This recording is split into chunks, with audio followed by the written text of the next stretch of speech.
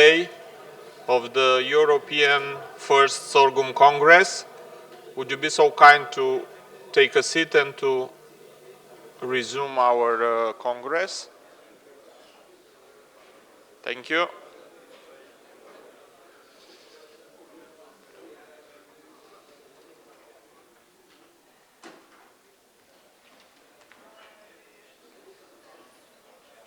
Thank you.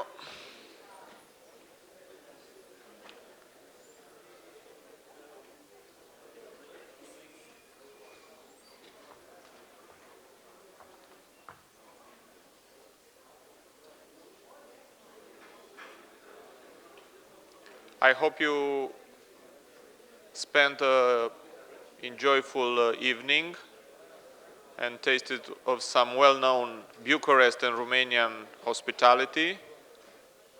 Now back to work. Okay, thank you.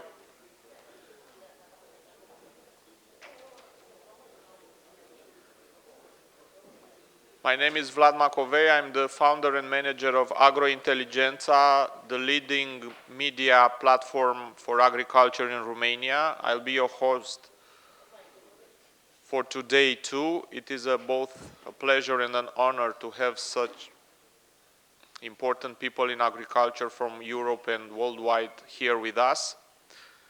Thank you again. As I mentioned, the second day of the Congress will be webcasted live on the YouTube page 2 on the website of sorghumlineid.com. Yesterday it was a very, very large audience, and we are talking about around 1,000 people that watched online the Congress, which is a very, very good audience. So if you know at home, colleagues, friends that are interested in watching live, I stress that live, the works of the event, please let them know. So the address is sorghum-id.com. Thank you. I will kindly remind you about to visit the poster and the booths.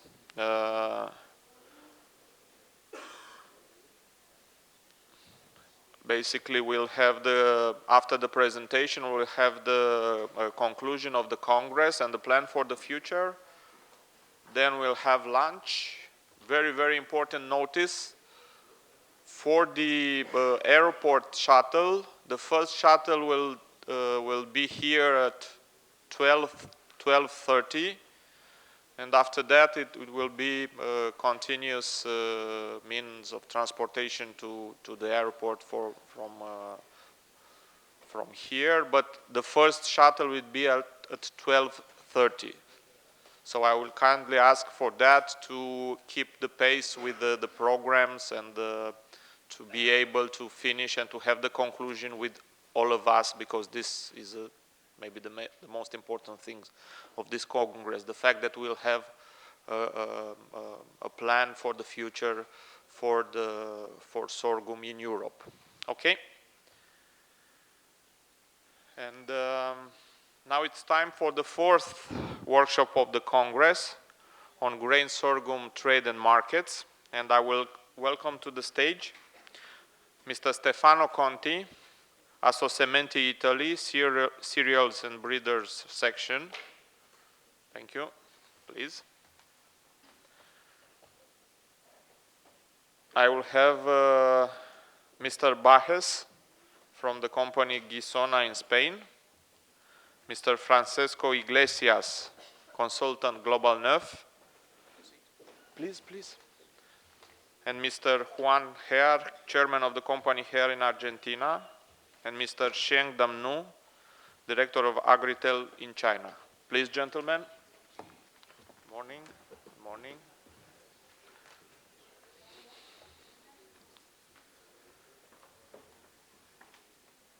Without further introduction, please, Mr. Conti, you have the floor. Thank you.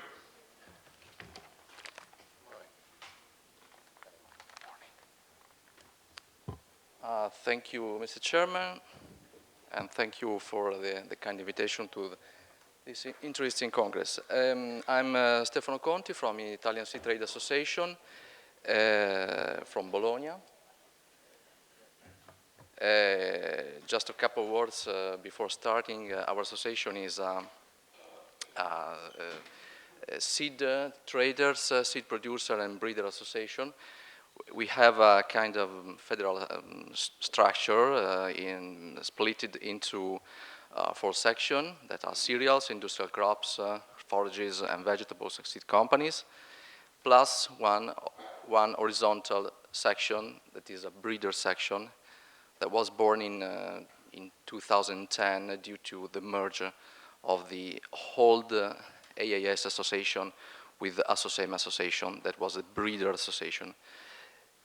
Our offices are in Bologna. It is in northern part of Italy. That is an important region for seed producing and multiplication.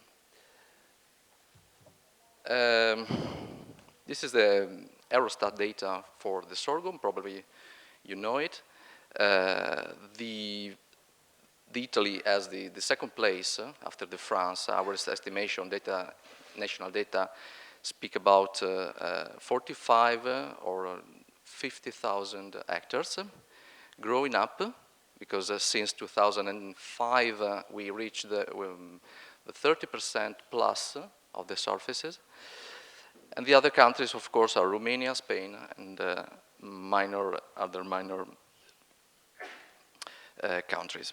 As regard the production, in the map we can see that the surfaces are mainly concentrated into northern Italy, in Emilia-Romagna region, in particular Bologna, Modena, and Ferrara areas. And in the red area you can see an interesting point, because these areas are those in which the sorghum showed the best increment during the last years, because these are typically cultivated maize areas. Other areas are in the middle of Italy, in the center of Italy, and other minor in the southern. As regard the sorghum production, of course, the best production are in northern Italy. The top production are in Bologna, Modena, and Ravenna region, and in this area we speak about 7.9 up to 8.1, 8.2 tons per hectare. And at national level, the average yield is not high as in France, as we see yesterday, that we had 8, 9, 10 and up tons per hectare. And in our areas, the productive cycle is up to 300, 500, and so we're speaking about 95, 10, 100 days cycle. The suggested innovations depends on the grain on the forage. We start from 35 to 45 plants per square meter. As regard the seed production, this is Italy. As you can see, we have a beautiful increase during the last years, in particular to hybrid sorghum. The surfaces are, of course, quite limited for seed production. We are net importers for the species. And in red, the hybrids, and in blue, the varieties produced in Italy. As regard the registry listing, as you can see on the blue, the total number of listed varieties in the European Union, we speak about 250 varieties listed as regard varieties, and about half of them are also listed in Italy.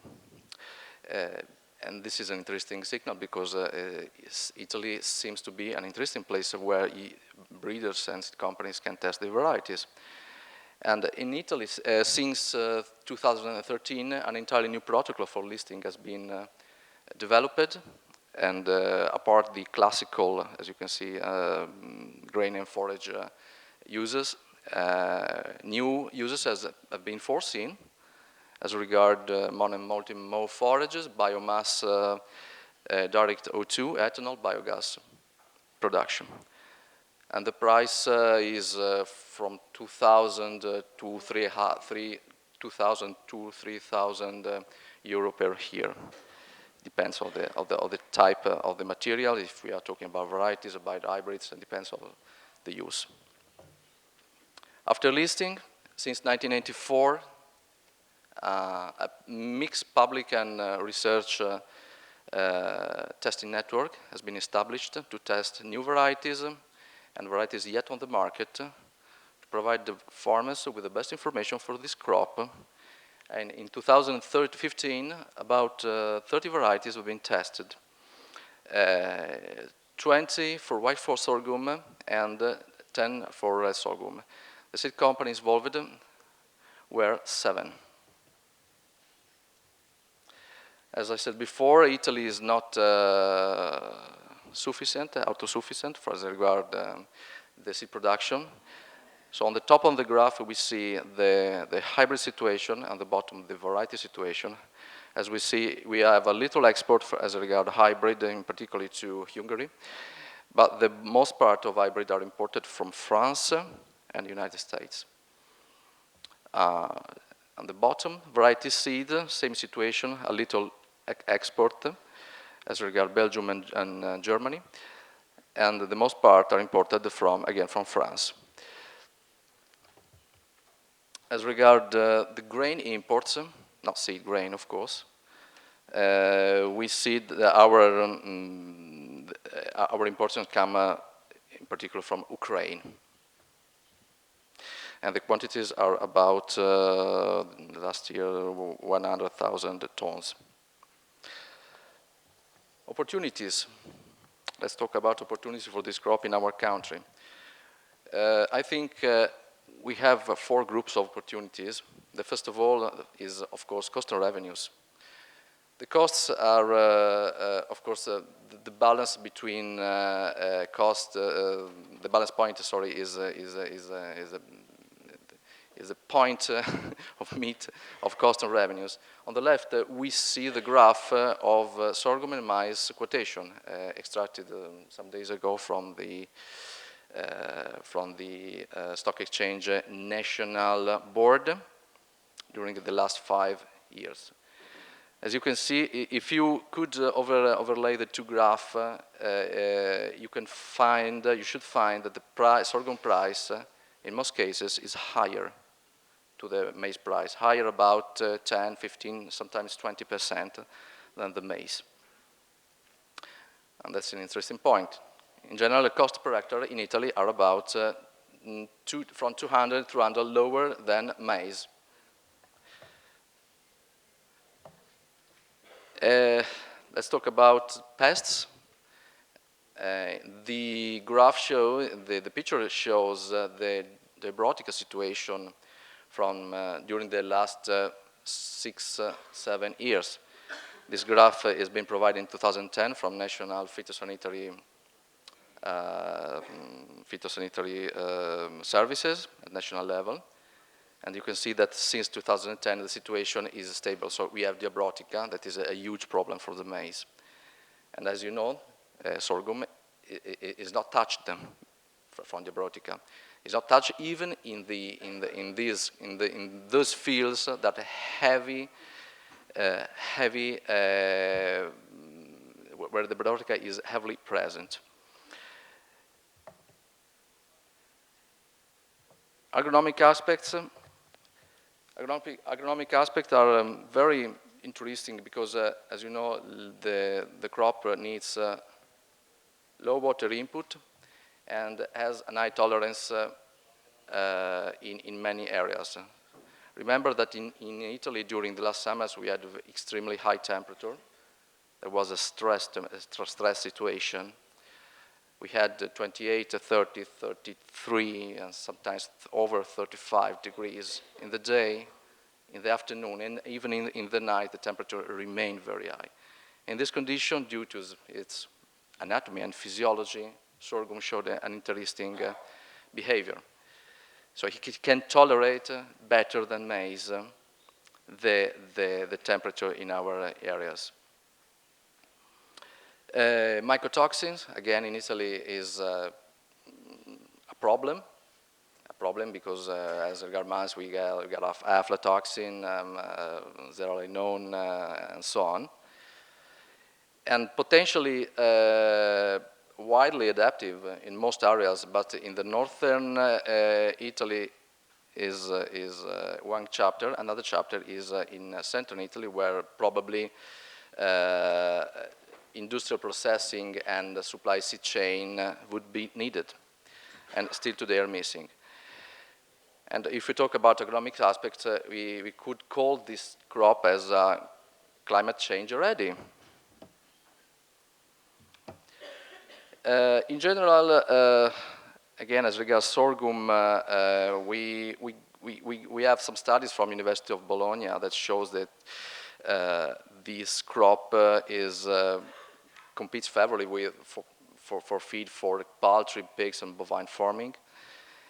And of course, varieties with low tannin are very diffused, are spread nowadays, and are a viable alternative to corn integral silage. Also, the crude protein is not bad. It is highlighted 99.4% in respect to an average of 8.1 of the corn. And the starch is also interesting, 64.1%. And again, in terms of energy and digestibility, we believe that sorghum can compete in an interesting way with the maize. With the pigs, we have 90% sorghum against 91% of maize. And as regards bovines, nitrogen and starch degradation is excellent. Before thank you, just a couple final remarks. As Arbeit, we think that about the agronomic aspect and price, in particular cost and revenues, these elements can make the difference. We expect probably a slight increase in the next years of the crop due to adaptability in this extreme condition that we have in Italy, we are experiencing in the last years. And I think that these elements of the price, hoping that will stay high, and agronomic aspect could, say, boost a new development phase in our country. Thank you.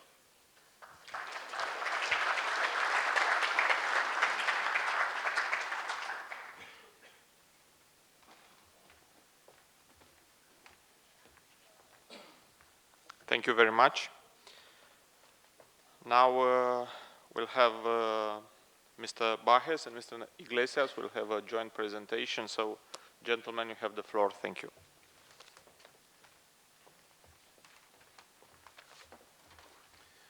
Good morning, everyone, and thanks the organization for inviting me.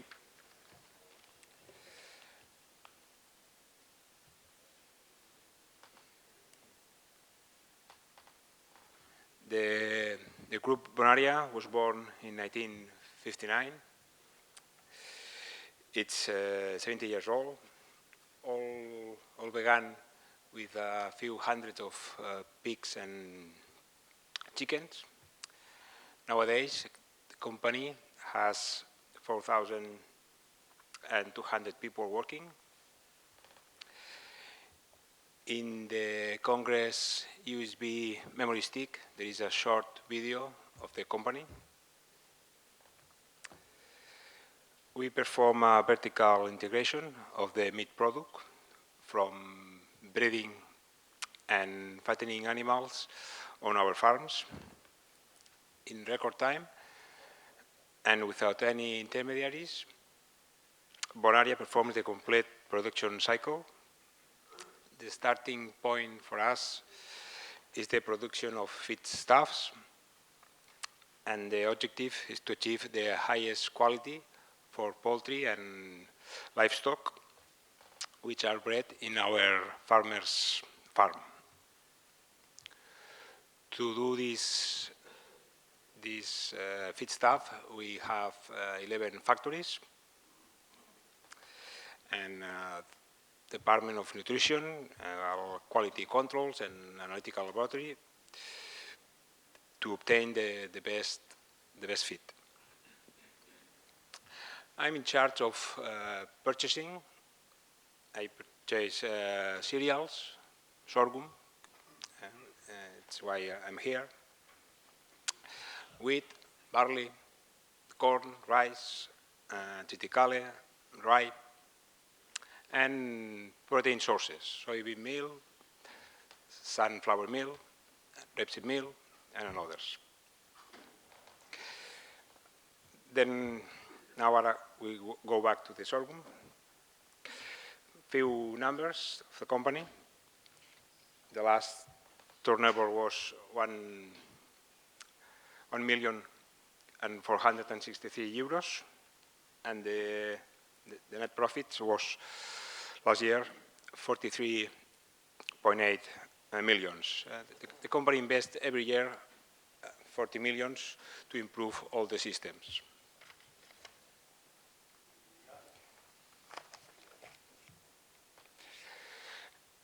I work in the animal feed.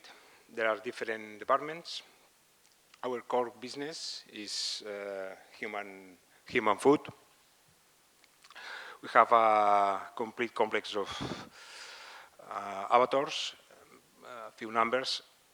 We slaughter 28,000 pigs, 550,000 chickens, 50,000 quails, about 30,000 turkeys, and 2,500 sheep, and 750 calves. We also have dryers. We have 2 million hams. It takes 40 months for white hams to dry and 3 years for Iberian hams. After slaughter, the next step is cutting, and then the meat is proceeded to perform kinds of meat products and presentations, fresh, cured, cooked, and even frozen. Once packed, the products are automatically transferred to the pig and storage areas. We produce, to give a number, 15,000 cannelloni per hour.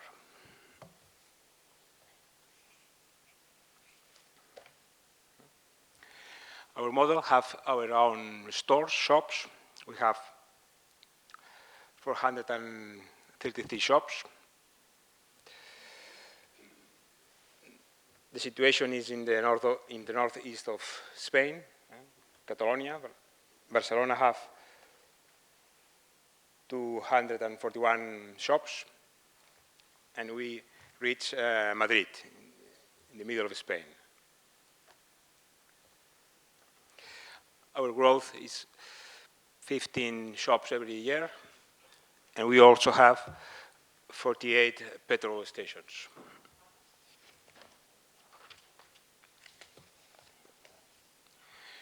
We produce 1,002,000 tons of feed. Our GRAN's consumption is 60%. It means 750,000 tons. We are the third compound industry in Spain. Our feed sales are 50% in the free market, and the other 50% is for our farmers who feed the animals, and then they bring us to our slaughterhouse. The potential Guisona sorghum consumption is 215 tons per year. It competes with corn, barley, wheat, and depends on the price. We consume more cereal than other. This is a huge volume, and we need an important supply. And it's important for us, Romanian people, sow sorghum. The sources of cereal is domestic, France, our neighbors, and through the port. Now it's coming sorghum from the Black Sea. I think it's Ukrainian sorghum, and it's very useful for our production.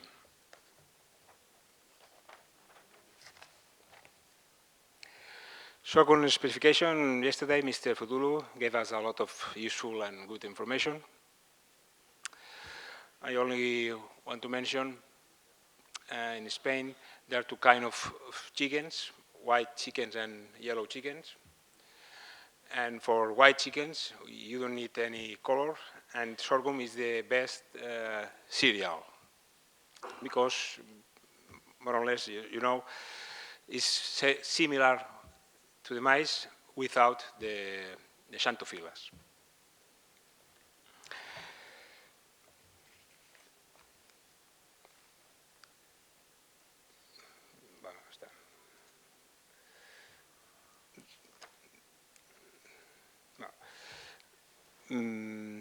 Versus the price, it's difficult to have a price because there isn't any future contract in Chicago, Matif, and every place depends on the supply and demand have his price. The staff of Bonaria feels proud to work every day to satisfy all our customers, and especially more than 1,200,000 consumers, direct customers of our Bonaria stores. I'll let my colleague to finish the presentation. Thanks.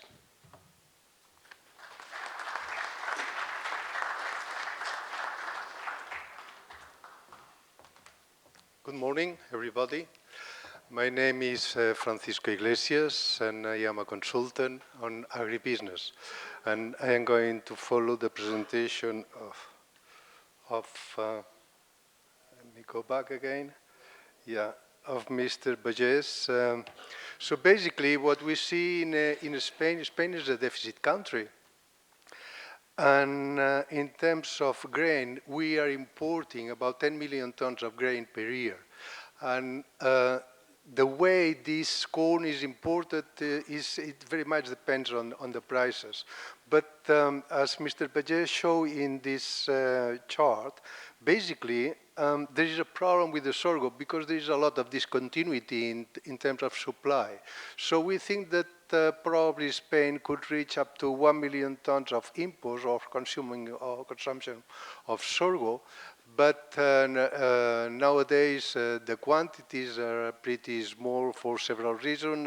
Now we said that probably is a problem of prices because US sorghum normally is much more expensive than corn on a FOB basis. So Spain has a big freight advantage from the Black Sea, and this is important for you because the logistics are cheaper.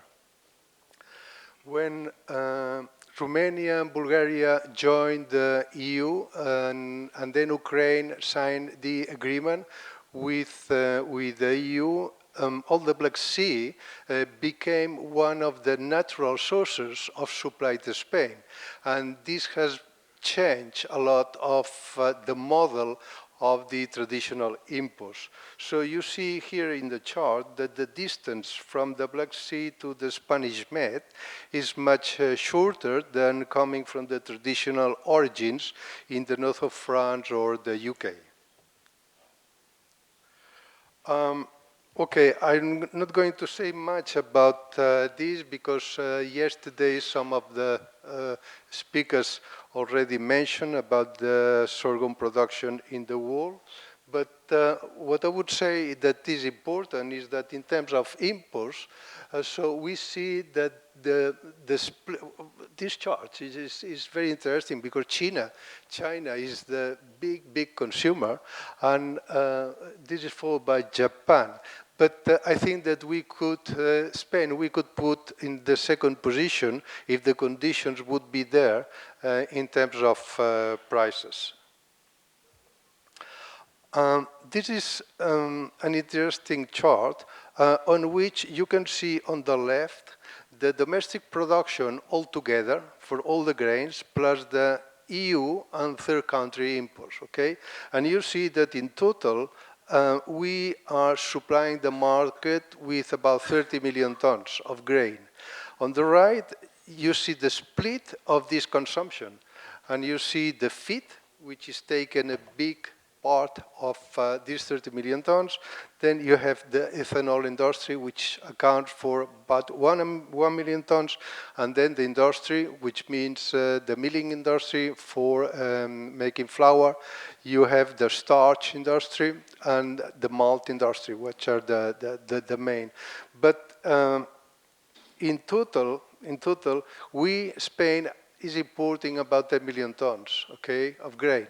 And so is a big customer for all the EU exporting countries, and also for other foreign countries that are not in the EU, like Ukraine or the US or Brazil or whatever. Sorghum imports. This is the chart for the last years. You see, this is back to 2010. Spain has a special regulation for importing grains from the US, and this is coming from 1986 when Spain joined the EU, and the states claim that they were losing kind of a market share for Spain and Portugal. So Spain has a quota for importing about 300,000 tons of sorghum at a reduced levy, okay? But this regulation is put in place only when we have a levy. And nowadays, the EU doesn't have any because all the prices are trading above the minimum import price, so it doesn't apply. And basically, the amount of sorghum that is coming, first, the origin has changed a lot because the US is not taking anymore the place or the percentage that was doing in the past. And then, okay, we remain with some small quantities, some of them coming from France, and since a couple of years or 4 years, some of them coming from Ukraine as well. But as Mr. Bajes said, I think that is a big opportunity as a consumer country, because we see that the potential of the consumption could be up to 1 million tons per year minimum. And if the price would be attractive enough, probably even bigger than that. So, as a conclusion, Spain is a grains deficit market. It's probably one of the biggest deficit countries in Europe. The total imports of grain is about 10 million tons. The meat industry is extremely efficient. And this is important because this is a contradiction with the deficit we have on grains. So we have deficit grains, but at the same time, Spain is very efficient with companies like Gisona producing meat and exporting meat. And we are the second meat exporters in the UE for swine. Very flexible on feed formulation, and all the feed mills are changing from one to another grain very rapidly according to the price and opportunities. As I said before, we see that 1 million tons of sorghum consumption can be done very easily. And the additional advantage for this region, is that you are extremely well placed to supply grain for all the Spanish Mediterranean ports, which are about 5, because the logistics are cheaper than coming from other countries of the EU. So thank you very much, and I will give the floor to next colleague.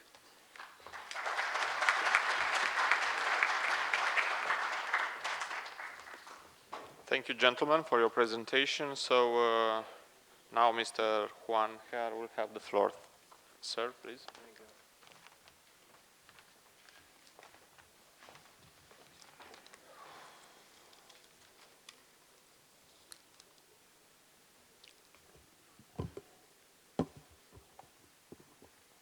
Okay, good morning. Thank you for the organizer for the invitation. It's a pleasure to be here.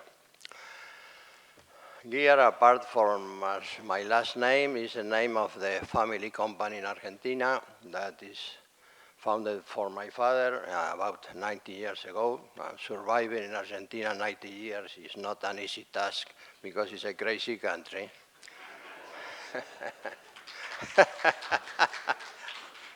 Okay. The activities of our company, I am the president in the last 45 years. We are dealing with grain trade. We are trading about 500,000 tons per year in the internal market and export. We have a country elevator in the north of the province of Buenos Aires, in the center of the corn and soybean belt, near Pergamino, that people that know Argentina know where we are talking. And also in the seed sector, we have an experimental field in Argentina and Uruguay, and we are producing seed in counter season for some companies in the northern hemisphere, especially from United States. In that case, we own two other companies. One is Ractal and the other one is Manexa. And we have the agreement of production with some companies, as I said.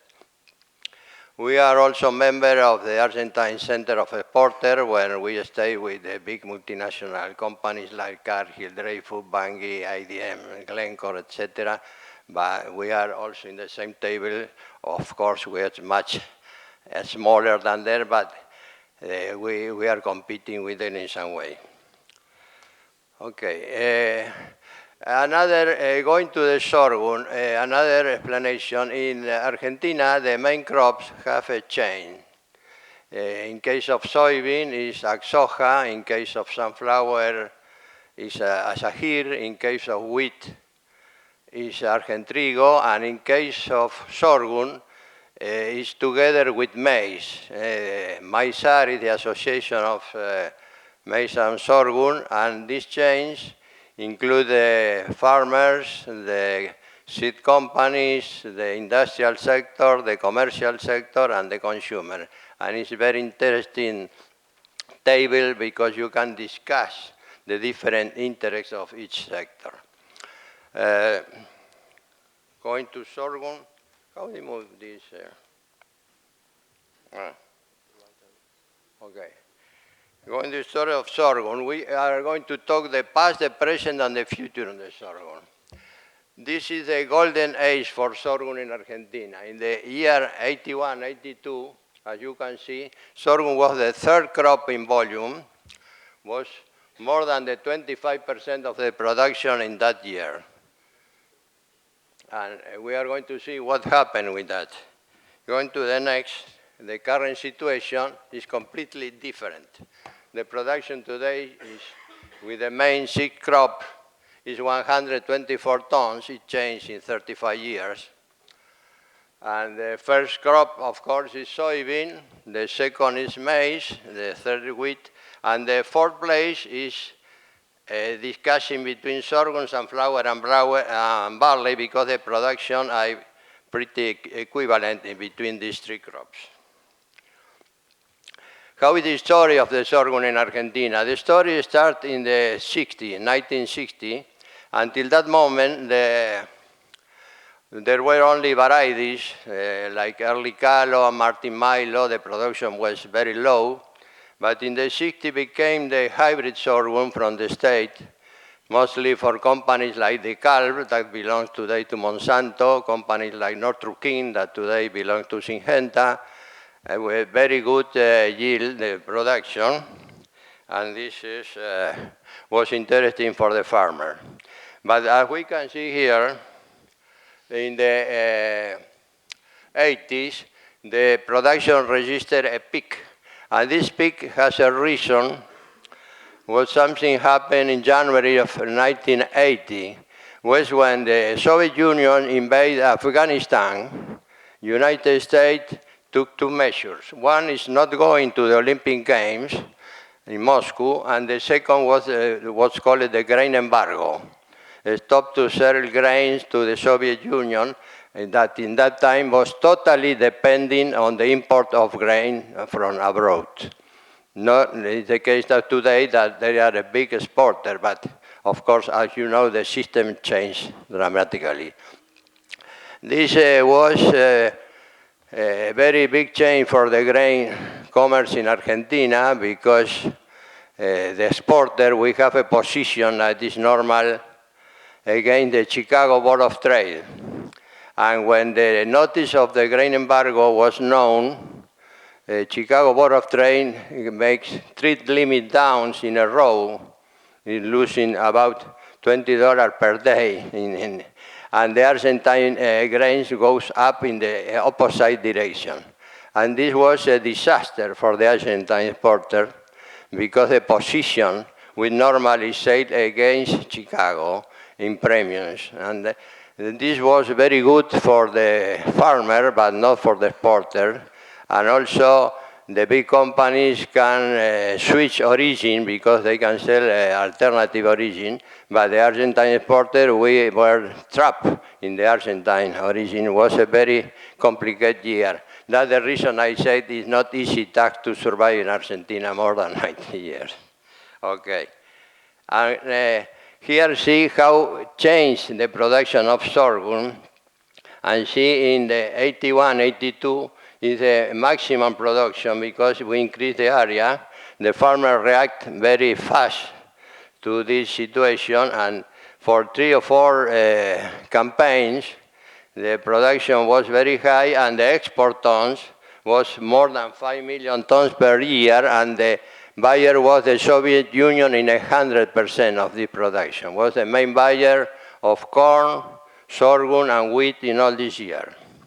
This situation is starting to change after 87, 86, because for 2 reasons. One was normalizing the relation with between the United States and the Soviet Union, and second, start the boom of the soybean. As we can see here, the soybean in the 60s was 3 million tons production. Then the 90 was 11 million, and today the production is 60 million tons. Then changed totally the production in Argentina. There are another reason.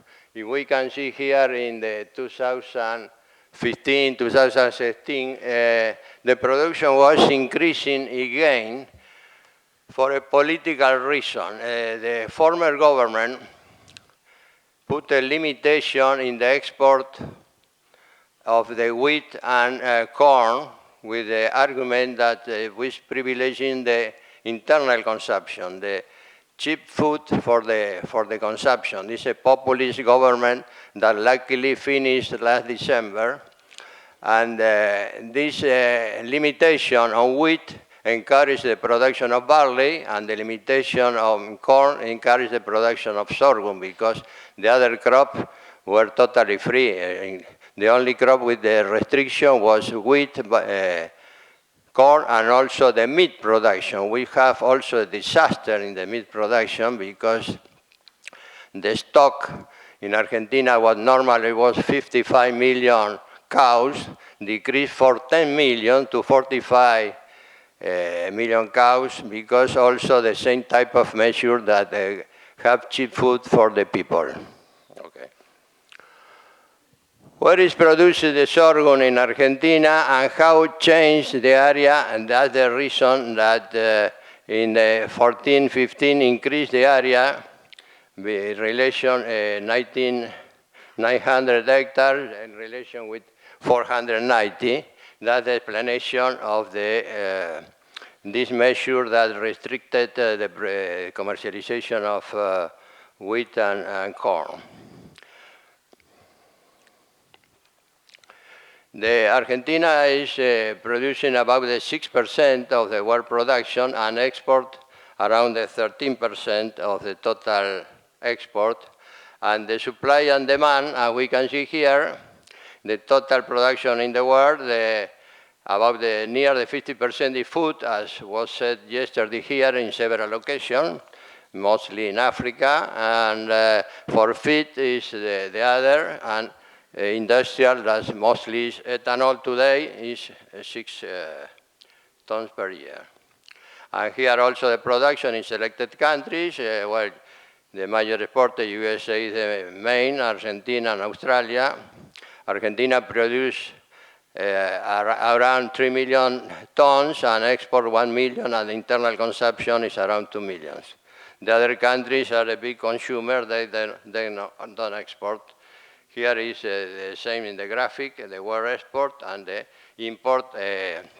All the people knows that the main importer now is China, and my colleague after me are going to talk about that, sure, more in detail. I don't like to miss time with that.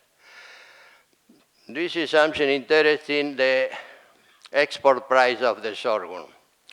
The Argentine sorghum is the cheapest in comparison with the other exporters. We can see here in August, the Australian sorghum was 187, the American sorghum is 178, the US corn is 168, less than sorghum, and the Argentine sorghum is 151, very cheap. In my idea, I have two reasons. One is the difference on freight, the location of Argentina in the deep south, in comparison especially with Australia, that Australia is very near for the main consumer like Japan or China. The difference of freight today is about $18 per ton. Also, we have difference with the United States because they can ship on the Pacific to the East Asia and also to Mexico, well, of course, is beside. And the other reason, in my opinion, is the tannin content. The Argentine sorghum, we are selling with a maximum 1% of tannin. And this is another, in my opinion, another $15 or $18 difference because the market prefer low tannin sorghum. This is the Argentine standard. This is a classic where it's grain 1, grain 2, grain 3, damage, and so on. And normally the maximum is 1% of tannin. And we can do with less tannin, but in that case, you must do a specific contract. And you must work with traceability and a special contract from the beginning of the planting. But it's not easy anyway to get less than 0.5%. Which future we have the sorghum in Argentina? We have a big problem with the freight. The internal freight in Argentina are very expensive. 95% of the freight is by truck. This is incredible that the country is producing 120 million tons per year and exporting more than the 80% of they produce, and the freight is by truck. If you freight from the north of the Argentina region like Salta and Santiago del Estero, it costs about $80 per ton. In a product that the value is $140, it's very easy to know that it's almost impossible that it can go to the port. That's one of the reasons that the soybean is so important in Argentina, because a commodity that the price is $270 supports the price, the freight, and it's impossible for a product that's so cheap like the sorghum normally. The future in Argentina, for me, is ethanol production. In that area that we saw, in my opinion, the authorities must encourage the installation of plants of ethanol very far from the port. where you also have consumption from the DDGS or the byproduct, because we need, as said, to recover the cattle production. And this must be part of the planification. You need a tax exception to install plant of ethanol very far from the port. And also you need credit with a special rate. And this is one of the possible solution for the future of the sorghum in Argentina. Another necessity of the sorghum in the country is the necessity of rotation with soybean. We are planting, as we said before, 20 million hectares of soybean and only 1 million of sorghum. And up to 3 years ago, we have only 3-4 million hectares of maize or corn. Then the relation between the corn, the other summer crops like corn and sorghum with soybean is not possible, because you can do soybean year after year. You see the relation in the United States is 1-to-1, and the relation in Brazil, that is the other big producer of soybean, is 1-to-1.6, and in Argentina in some years was 6-to-1. That is a problem with the weeds and the fertility of the soil, and etc. And this is another role that can have the sorghum in the marginal areas, because in the center area, no problem, we can rotate with corn. But in the 2/3 of the Argentine country is arid or semi-arid, and this is a potential area for sorghum very big. Well, here's the ethanol, and he finished, and thank you very much. Thank you.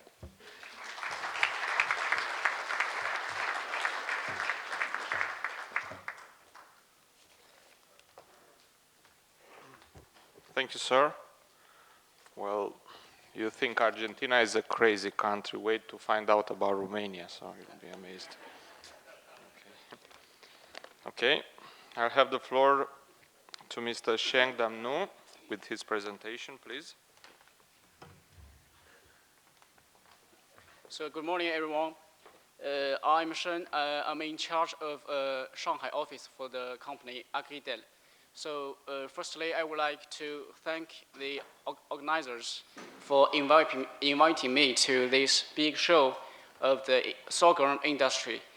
And it is a great pleasure for me to share my understanding over the Chinese sorghum market. So first of all, in China, also like many countries, sorghum is principally produced in the northern part. This part represents more than 60% of the national production. Let's look at the period between 2011 and 2015. That means over the past 5 years, we could constate an increase of the acreage of sorghum in China.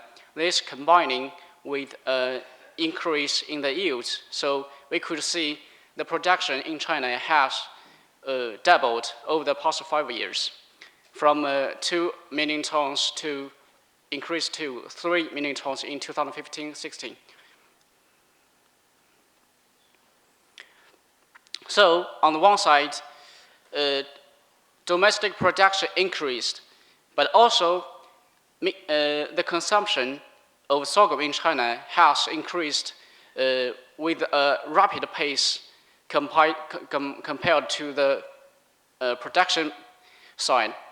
Especially during the season 2013-14, we could see a jump of consumption in China. So why? Which post has contributed to this net increase of sorghum consumption? We could see before 2012-2013, consumption of sorghum in China is rather stabilized. It's around 2 million tons, major for the food, seed, and industrial use. But since 2013-14, we could see for the first time the sorghum consumption in the fixed feed sector surpassed the human consumption for the first time in the history. And also, we could see the peak of consumption in 2014-15.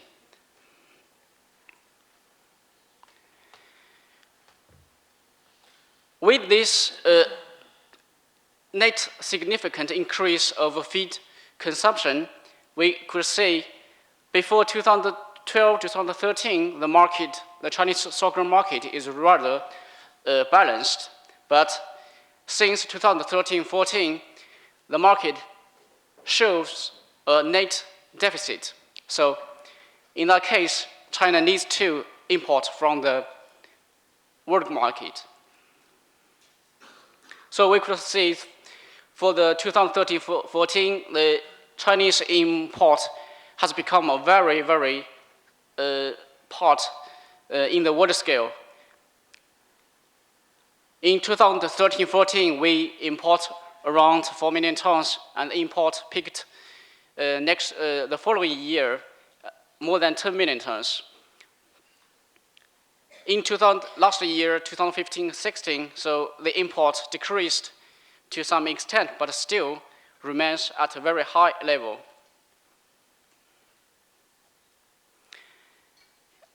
It's more direct. We could find here from this figure, China now, its import represents so more than 6% of the world trade share.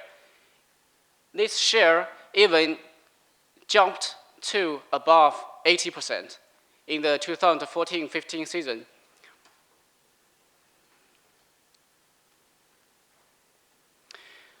So behind this jump of sorghum import by China, we would ask naturally if there's a lack of feed materials in China, but apparently this is not the case, because we could find a huge stock of stockpiled corn in China. So on the one side, we have a huge stock of corn, the principal feed material in China, but why the local feed makers didn't consume domestic corn? Firstly, in China, the major corn producing area is the first part in the northern east of China, which represents like 40% of the national production, but also in the middle part. But there is a difference. In the middle part, this zone is rather self-sufficient. That is, the northeast part, there has a significant surplus of corn that could be transported to the southern part of the country, where located many feed producers. So they need raw materials. So why the corn price in China is expensive? Because since the year 2008, in order to support farmer benefits, Chinese government has set up a policy which means the floor price. This floor price plays the role of market reference. That means corn price in China could stay during the season above the price fixed by the government. So we could find for the harvest 2008, the price is 1,500 RMB per ton. It's around like 220 USD per ton. But the floor price increased year after year. So to 2014, we could find here, it's already 2,240 RMB per ton. It's the most expensive in the world. There is a turn point for the season 2015 and 16. The government revised down for the first time in the history, corn price in the country. It's around a 10% decrease. And the following pace is to abandon completely the floor price on corn for the 2016 harvest. For this graphic, you could have a direct vision about the comparison of price between China and the world market. So we could find here when the world corn price started to decline significantly in China, the price hovered at a high level, around 400 USD per ton.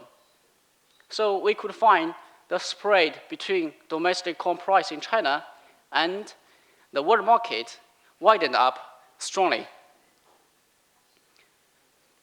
With the change of floor price on corn since the harvest of 2015, so we could find also in China, corn price decreased. And now we could find that spread between China and world market has narrowed.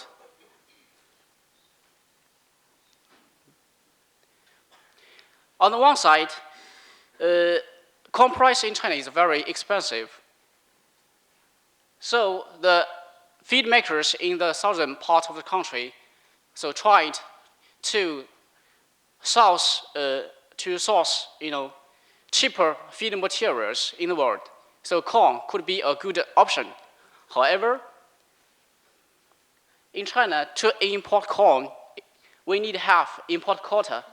And the major part of the quota is allocated to state-owned companies. So for the feed companies, private companies in the south, they need to import feed materials from the world market, on which there is no import quota, such as the sorghum, the barley, the DDGs, principally. As demonstrated by the graphic comparison of price between corn price in China and the corn price in the world market, also we could observe a huge spread between China corn market, corn price, and world sorghum price. So it was very interesting for importers in China to import sorghum from the world market. So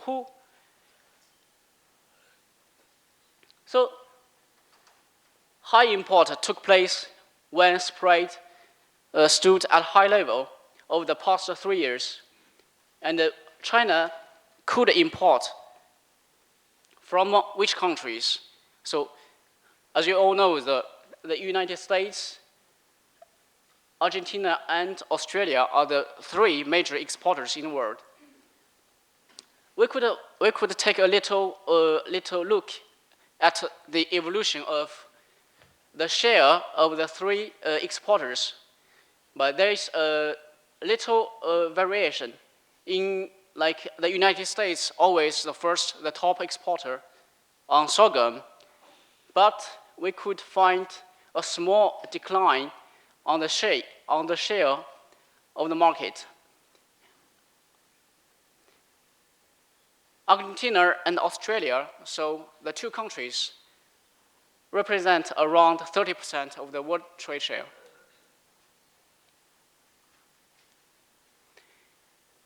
And the origin from USA, always the major part where Chinese importers could source sorghum, more than 80%.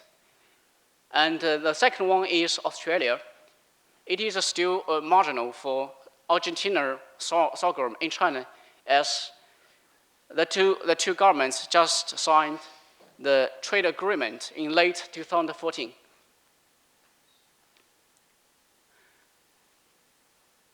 Okay, so it is important to know what happened in the past in China to understand why China import sorghum, but also it is interesting or more interesting to know what is the prospect for Chinese import in the next years.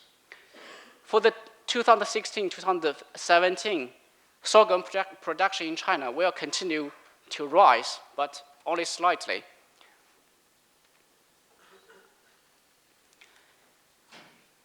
Really, if we would like to analyze or to forecast the sorghum import by China, we needed to follow what is happening on the corn stocks in China. For the corn market this season in China, with a decline of sowing area, the corn production in China will decrease compared to last year. For the current stage, it's estimated at around 216 million tons compared to more than 220 million tons last year. But if we add to the new harvest, the huge state-piled corn stocks, that means China will have enough feed materials for the 2016 and the 17 season. Also, currently corn price in China, so it stays at around 220 US dollars per ton. It's the lowest point since 2008, but so to the low spread compared to world market that will limit buy interest from China. So I think for the 2016-17 season, the import of sorghum by China will continue to drop, but still at an important level compared to other importers. Also, we need to monitor very closely what is happening about the policy in China to sell the huge corn stocks in the coming month. This is my presentation. Thank you all for your attention.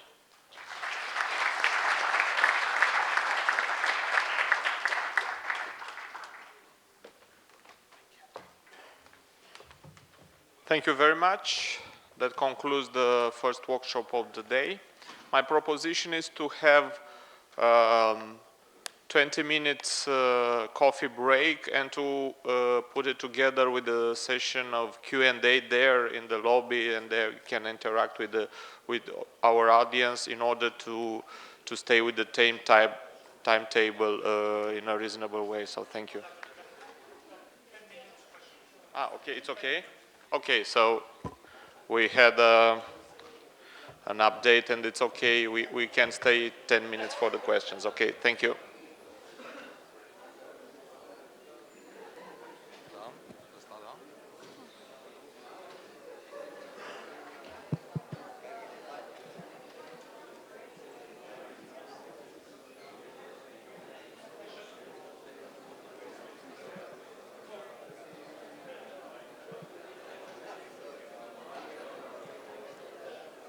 Okay, can wait for 5 minutes to have the question, and after that we can take the coffee break. Thank you.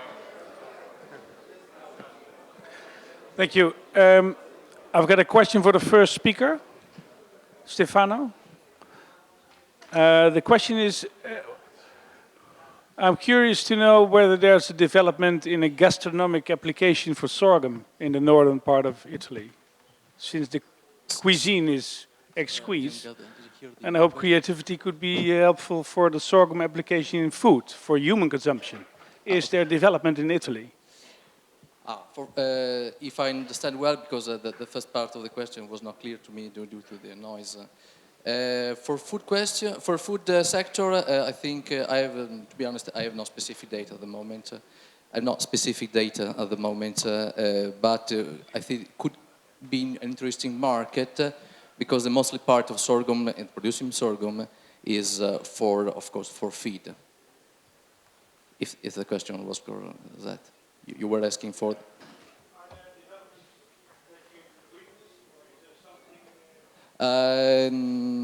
Partly witness, of course, and I think right now is very, very limited, but I have not specific data about that.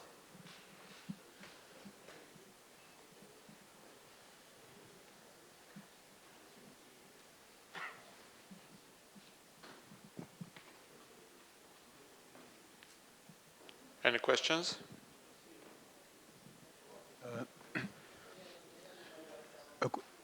A question for Argentina. In Argentina, I think around 80% of total surfaces are with a high tannin level. What is the position of your country about this high tannin level?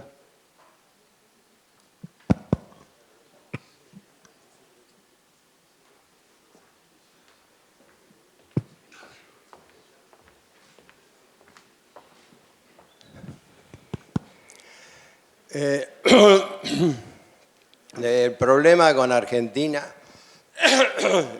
the problem in Argentina is a lot of birds. If somebody likes to hunt birds, you must go to Argentina because we have a lot of birds, pigeon, parrot, and any kind of bird that you like.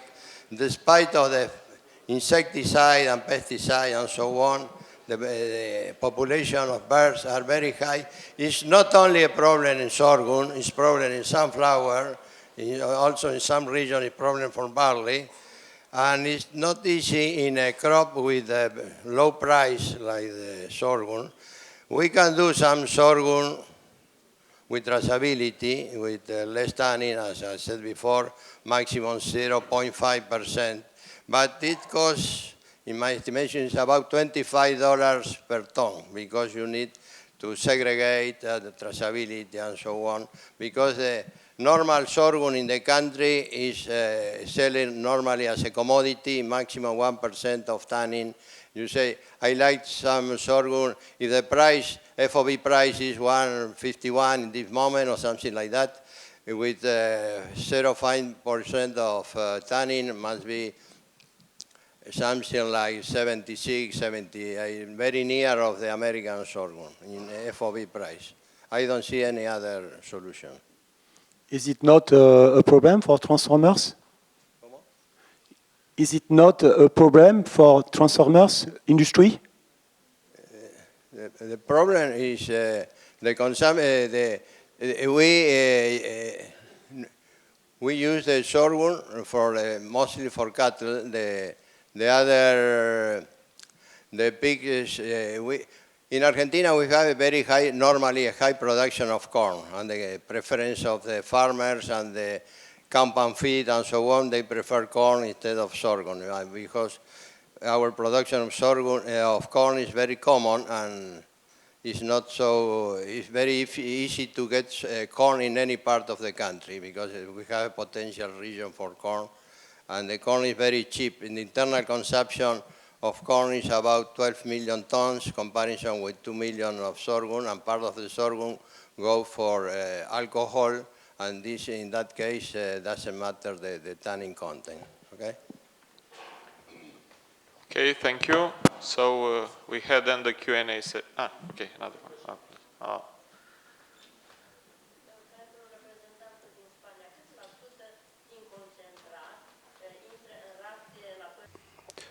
The speaker is not using the microphone.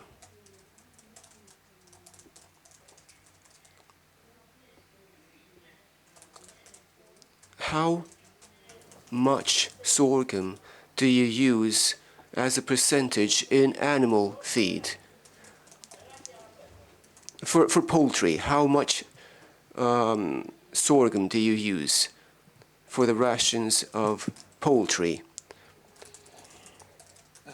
I'm not sure because I'm not a veterinarian, I'm a purchase, but I think it depends on the age of the animal. But I think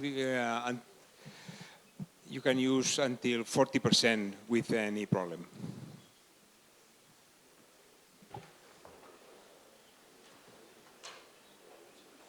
Okay. Are there any other questions, please?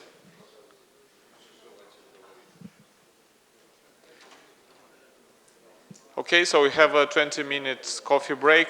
I will kindly ask to be back at 10 and 10 minutes. Please, thank you very much. Thank you.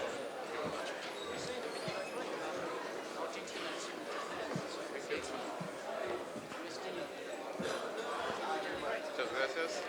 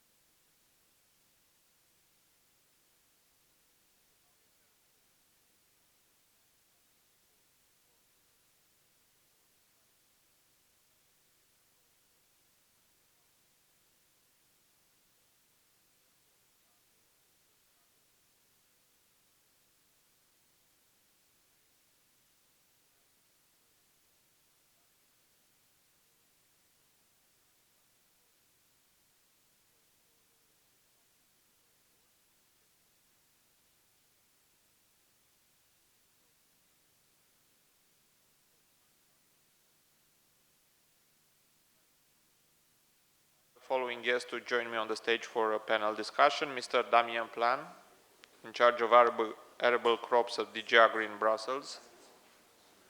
Okay. Mr. Pedro Gallardo, a prominent figure in agriculture in Spain, president of AFAJA and the representative of Copacogeca in Brussels. Thank you, gentlemen. And Mr. Thierry Delescay, Secretary General of ELO, European Landowners Organization in Brussels. Bonjour. Ça va? Oui. S'il vous plaît. Okay.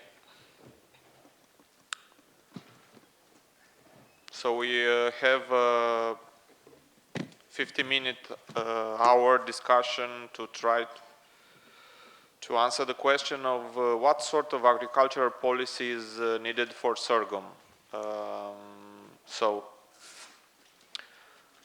we are looking at the reason for the ways of considering support for farming production, in the specific case for sorghum, in the context of common agricultural policy, looking forward towards the next reform after 2020.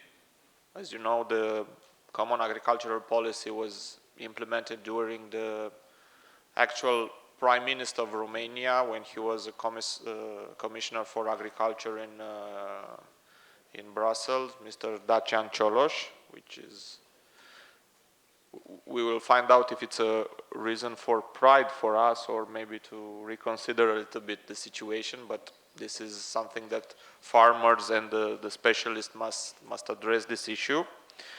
So for implementing this reform in 2020, we will need to start working on this from maybe next year for sure. So I will ask each panelist to make an introductory presentation, maybe 4 minutes each, dealing with the following question. What do you expect of a common agricultural policy and what are your priorities for the next reform? What deadlines and limitations do you see for the post-2020 CAP, and do you think that a midterm review of the current 2014-2020 CAP is a realistic project? And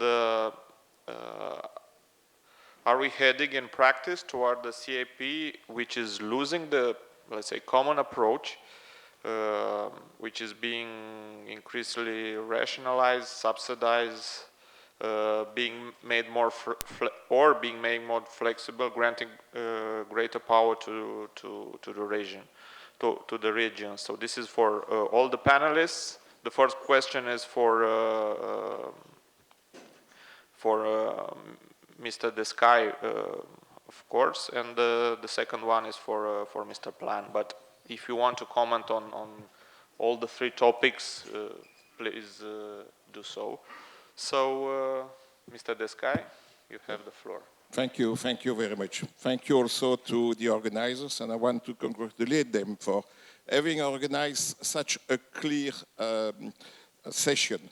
We have heard everything about sorghum, how to grow it, how to trade it, and I have to say that it's for me a very unique pleasure to be here and to discuss sorghum, because I started a long time ago my farming activities as a young new farmer in South America, developing a sorghum project. So I think this is quite unique that sorghum is coming back on the map. And I'm very happy to share with you, my folks, on this issue. I do acknowledge that sorghum provides an opportunity for us, especially now that we are seeing the effects of climate change. We know that this crop can provide us some options, especially in areas which are maybe affected by high temperature or more drought.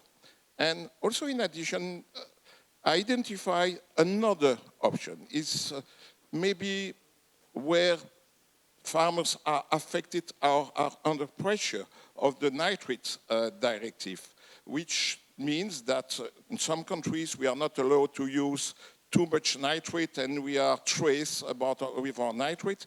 As no, sorghum is not demanding that much nitrate in order to be produced, it might offer some solutions.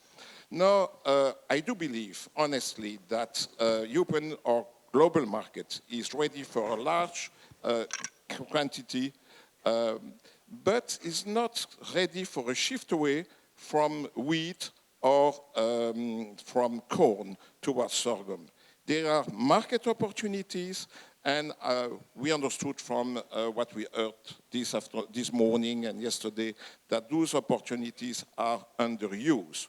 We should do our best to promote sorghum, and in fact, we do acknowledge and recognize that we should do it where it helps to restore soil, to manage soil, or to provide farmers with a good income. Because at the end of the day, what is crucial is the profitability of the farmer. Farmer cannot do anything if they are not profitable.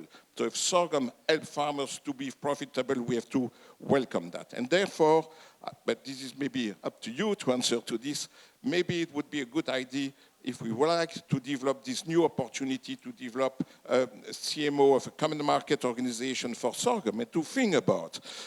Because sorghum needs to get its right statute, the right tools, and of course, the needed resource to grow. However, you know, the reform of the CAP is not just about sorghum, it's much more to that. And we know that there will be some very, very large change in the next few years. So the priorities for me, and I point it out, is to keep business profitable. Otherwise, you can speak about all the dreams. You can say that farming needs to be sustainable, has to take care of biodiversity, but if the farmers are not able to pay for biodiversity, forget it. Then it is just chatting, and it's about conversation and not about reality. Now, what do we expect? That is your question from the next CAP. We expect that we will have to take into account the Sustainable Development Goals and the outcome of the Paris Climate Summit. Targets, honestly, of those two global agreements cannot be met without the implementation and the commitment of farmers. And the CAP is the only tool we have for. So we should try to find a solution to match the different interests. So we believe that the CAP will go further into sustainable intensification and probably the provision of public goods, because those public goods are delivered by farmers today, but it is not recognized as such. And the situation will not improve with the debate about the Brexit, because we will lose a share of the budget. There will be a repartition of the CAP budget in the next future. And in addition to this, what we fear as farmers is to suffer more and more bureaucracy in our farms. You know, the bureaucracy is keeping the farmers more and more busy in their office, and they have less and less time to go outside. Of course, they have new technologies at disposition, but they need to have access to it. And I also would like to tackle the greening. I heard a huge campaign from the green NGOs saying that greening is bullshit. And my answer to them is very clear. This is the first time that on a compulsory basis, farmers are acting in favor of biodiversity. Don't criticize that. Maybe it's the first step. I was in the team building day of DG Environment, and I've been criticizing them and saying, you should enjoy, because this is a good step towards, and you should not criticize and go with the green NGO saying that greening is bullshit. Nonsense. And greening will have to evolve. Maybe there are options in the framework of the greening for sorghum, as sorghum might be, we heard yesterday, crop it as a permanent cover, maybe, question mark. Now, your latest question is the CAP less common, and I think yes and no. The CAP will remain as a framework, but of course you cannot grow wheat on the same way in Spain such as in Finland, and there we need a regional approach. And we have to accept that. It's exactly the same because you were speaking, one was speaking about pigeons, palomas destroying the crops in Argentina. But you know, when a hunter say, I would like the date to open hunting in Europe, the same for Spain or for Finland, it's nonsense. It's exactly the same in agriculture. You cannot open shooting ducks in Spain, in Andalusia, at the same time you will open it in Finland. So please understand that it is the same for agriculture and that we have our specification. So I identified two dangers, common agriculture, but not uncommon agriculture. And the danger is if we go too uncommon, then we might diverge and create distortion of competition. And this is a tricky issue and approach for the European Commission. And if I may be a bit provocative, let's be very careful about control, administrative control and burden. The way the control are managed from one country to the other one are just too different. And I have to say that some farmers, and I can tell you, not too far from Brussels, the Flemish farmers are not enjoying the way they are controlled, and they have to analyze each plot of land to know what is the remnants of nitrate after the crop. Everybody knows that this is not science. This is not scientific based because we have mineralization, there are effects of climate. If you do the analysis at the time the weather is warm, you will have a lot of nitrate due to mineralization. If they come the day the weather is cold, you have a very low level of nitrate. So all this is unsecure for the farmers and a bit bloody nonsense. And secondly, please, we have to make sure this CAP remain a European program. This is the only one we have common. Let's keep what we have in common.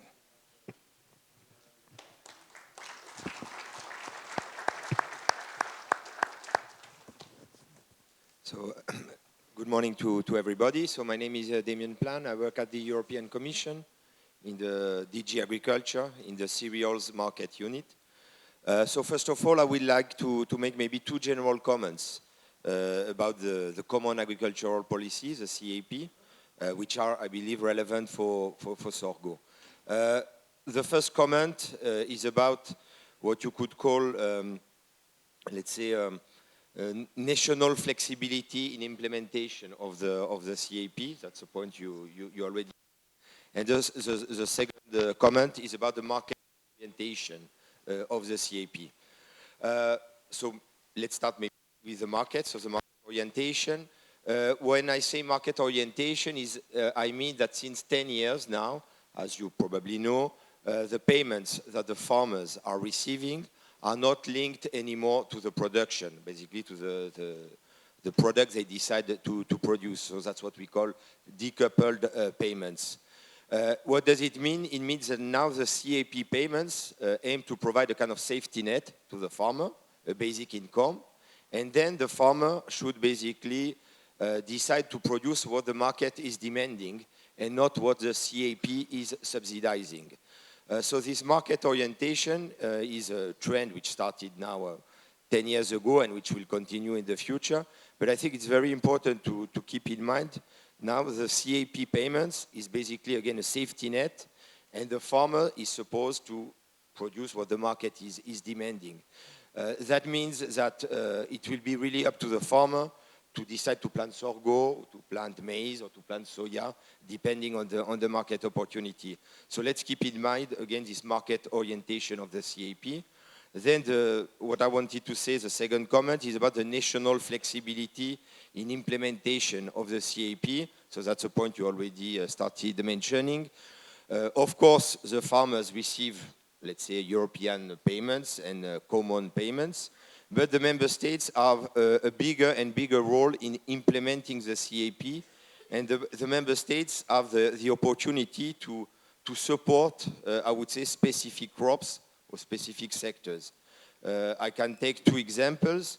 There is something which we call, well, in the Brussels jargon, the voluntary coupled support. So that means that in addition to the common payment that any maize grower, sorghum grower, sunflower grower, soya grower will receive, the member states have the opportunity to top up this common payment, if they want, with an additional payment per hectare. In practice, for sorghum today, no member state has done it. So it's an option that the member states have not taken, but the option is existing in the legislation. The member states have used it for soya production, for protein crops production. So, for instance, for these specific sectors like soya or protein crops, the member states have decided to top up, I would say, the common payment of the CAP. It's not yet done for sorghum, but that's an option which is foreseen in the legislation. A second example where the member states have a role to play, and which could be specific for sorghum, is what we call the second pillar, so the rural development. So you know that in addition to the direct payments, there is also a significant funding allocated to rural development programs. And here the member states have the option, when they define a national or regional program, to support specific supply chain or specific agricultural, let's say, practices, which can be relevant for sorghum. So all in all, what does it mean? It means that there is a CAP support for sorghum. It will continue. But what we need to keep in mind, I would say, is two aspects. The CAP payments will not replace the market demand. So the farmers, the sorghum farmers, really need to think about the market. And second, I would say part of the CAP support will depend on the member states' goodwill, if I may say so.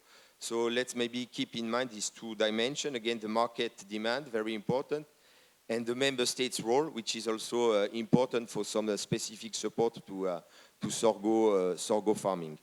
And then just 2 words, we will maybe come back later on about the future of the CAP. You asked a question about what's going to happen. Maybe a few words, first of all, about the calendar.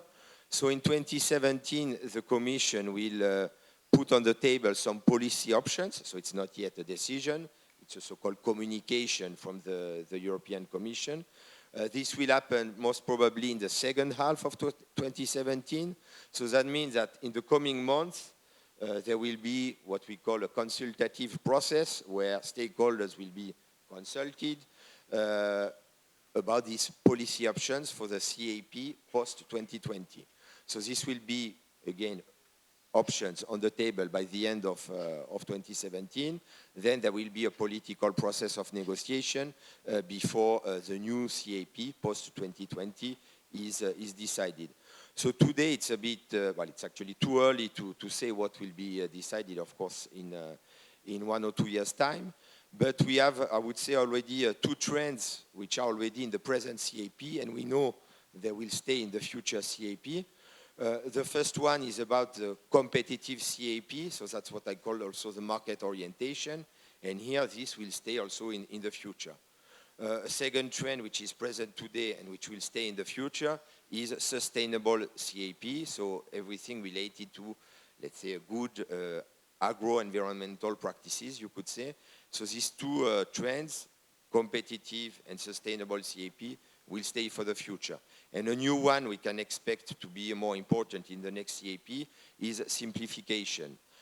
We at the European Commission, we have heard the complaints from the farmer that it's getting too much administrative, I would say, this CAP. So the trend for simplification will definitely be there, I would say, in the new CAP post-2020. Hello, good morning. My name is Pedro Gallardo. I'm from Spain. Thank you very much for the organizers for inviting me for this Congress Sorghum. I'm sorry because Arnaud Petit, our director in Copa Cogeca, couldn't come here. So he told me if I could attend this meeting, and I will try to attend. I'm a farmer in the south of Spain, in Andalusia. I'm a sorghum producer, sunflowers, durum wheat, and corn, and beans too. Well, I will try to explain my Copa Cogeca position, but some of the different aspects said my previous speakers, Mr. Scale. I agree with most of his comments. I will try to give you the Copa Cogeca position I need to read because the document they sent me yesterday and I didn't have enough time to study. But about the future CAP 2020, of course, our previous speaker said we need a simplification administrative. Of course, we need a strong budget. Is very needed for future. The economic situation in the farming sector is fragile, as you know, for most of the production arable crops. The incomes are for farmers are stability or decrease, because you know the problem we have with the prices in last 2 years. The wheat has decreased more than 20%. Of course, the volatility in the market is something that we have to focus on that for future. The bargaining power within the food chain is another challenge we should try to focus for future. Of course, we need a flexible CAP. We need more flexible than now, as previously they told. We need also efficient single market, as we have commented before. It's something that our farmers need in future. We really need it now. We have very low incomes because yesterday we were analyzing cereals production in Europe for this season, sorghum and the other cereals, and the production in Europe is not bad, but the prices are very bad. We cannot be competitive with these prices, so we need a very strong budget to support the farmers. Of course, at the same time, we need a strong budget, as I said before. More or less, this is our first position. Okay, thank you. So basically, our panelists agree that we have tools for supporting sorghum to overpass the situation of a small area or small scale crop in Europe. But I would like to kindly ask to refer to let's say a more focused approach on the farmer and on his business plan. Because at the end of the day, with the volatility of the price that you mentioned and everything, that all the pressures in the market, the farmer is asking himself, it is profitable to, let's say, give up on some part of my farm that I previously had corn or wheat or I don't know, maize or corn, and to go with sorghum. And this starts my question of, what do you think it will be a more, let's say, feasible and profitable approach for the farmer?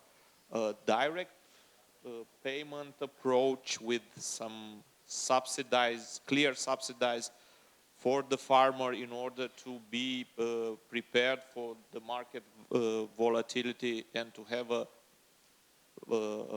viable business plan, or a more indirect approach with some incentives on the economic and trade, with some trade incentives of some, let's say, investment aid and so on, that basically this indirect approach will have a better positioned farmer that will help him to be viable in the volatile market, but not on a, let's say, direct approach of financing. Thank you. Thank you. I think this is a good question, but I think the three of us did agree previously that first of all the market needs to be there. If there is no market signal, it's nonsense to produce, because the support is just a support of part of a safety net, but it will not be or not replace the market as such. Then we heard from the different presentations that there are options. There is the option you mentioned about the top-up, and as you said, member states are not using it for sorghum, but it's maybe something to think about. Also, couple payments as such might really be an option. We know that if the couple payments are overused, it will just dilute the effect for the farmers and they will get less.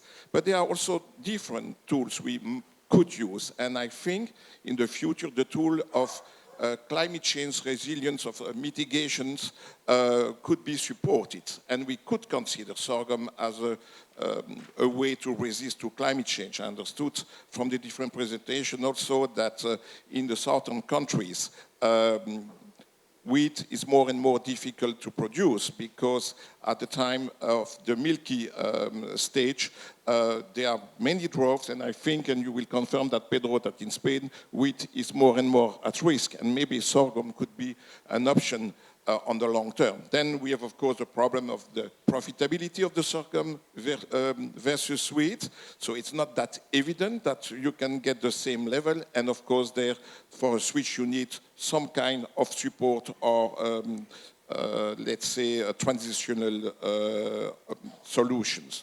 Now, in order to consider other options, I'm not quite sure that tax credits or other indirect financial support on one crop over another one is really the best option, because then you generate perverse results in the market. If you support one versus another, I'm not sure it's the job of the Commission to do so. So it's not the job of the Commission, actually. No, I will continue and maybe repeat what I said about the market orientation. Again, I repeat, there will be payments available to farmers. Today they are available, and tomorrow they will continue to be.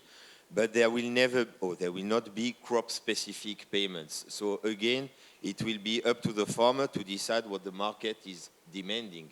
And if it is more profitable to plant maize or to plant soya than sorghum, let it be. The Commission will not specifically, let's say, favor one crop over the other.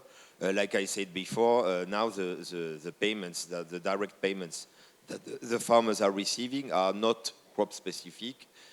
So it's really up to the farmer to choose which crop is more profitable to plant. You mentioned new tools, you referred to trade. I would like to maybe to inform or to confirm to you that today already for cereals, let's say the European market is very open, I would say. So in terms of import duty and openness to imports, the European market is very open and will stay open. The reason for this is that the import duty for sorghum is the same import duty as for maize. It is calculated according to a certain method, but because of this calculation method, since now more than 5 years, the import duty is at 0. So basically, if we want to import sorghum from Ukraine or even from the US, the import duty is 0 because of a certain, let's say, calculation method for the duty, and it will stay like this tomorrow, I would say. So the European Commission is not going to introduce a specific, let's say, import duty to protect the European market for sorghum. Same thing, trade, if we think about exports, but in the case of sorghum, of course, we are not really looking at exporting from Europe, but we are not going to, let's say, come back to a system where the exports are in a certain way subsidized with refunds and so on. So in terms of trade, now I would say the markets are open, and the European market is open, and it will stay like this in the future. Okay, concerning your question, Copa Cogeca position, the trend of flexibilities at national level is the reality already. Cross complaint, low national implementation, and the coupled support has increased in all member states after 2013. But we don't believe that the national flexibilities is the good answer to challenge for the market volatility, as I said before. All production under the coupled support has been seeing its production stop or decrease. So the couple support allowing a short term of initiative, the production, but not in a long run. Today, the arable crops producers are suffering from much national flexibility in the plant protection product policy. We need a more European Union framework which provide the right tool for farmers, as I said at the beginning.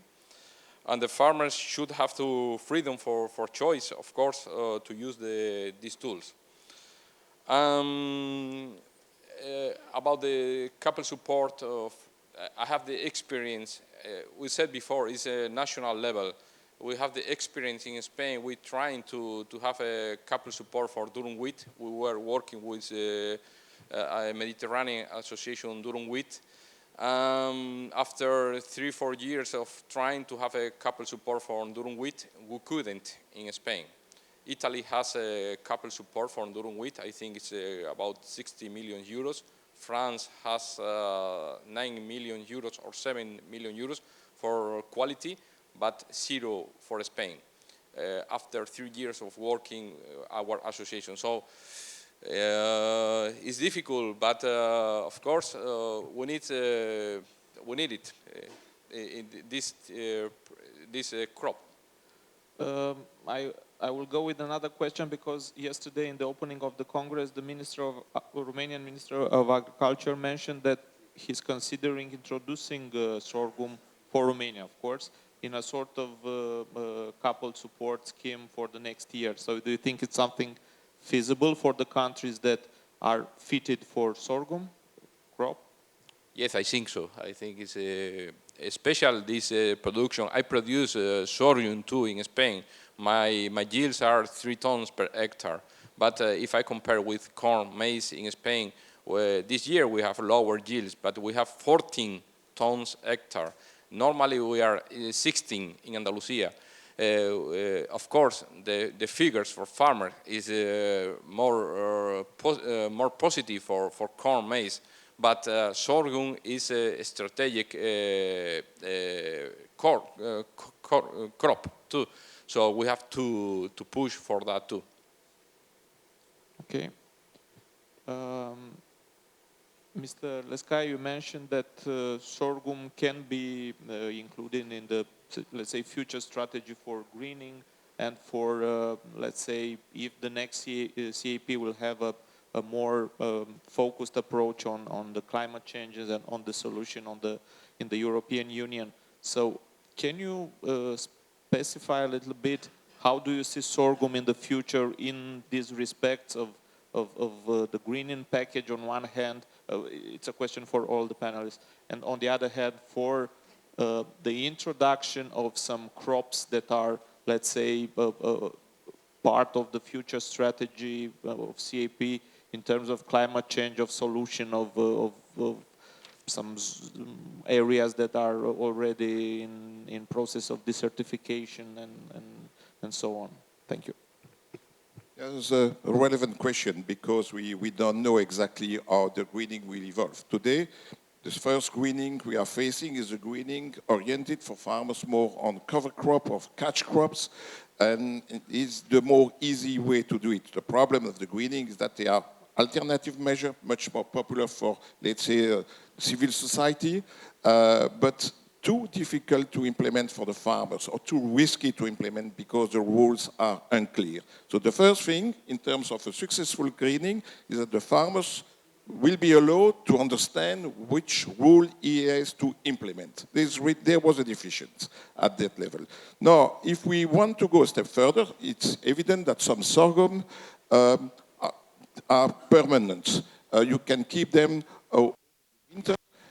You could say, well, sorghum could deserve the purpose of climate resilience crop and help also to keep the soil covered during the winter. So it could be an option to work on, but we are nowhere. So it's up to us to make credible proposition towards the future and to try to get those measures selected.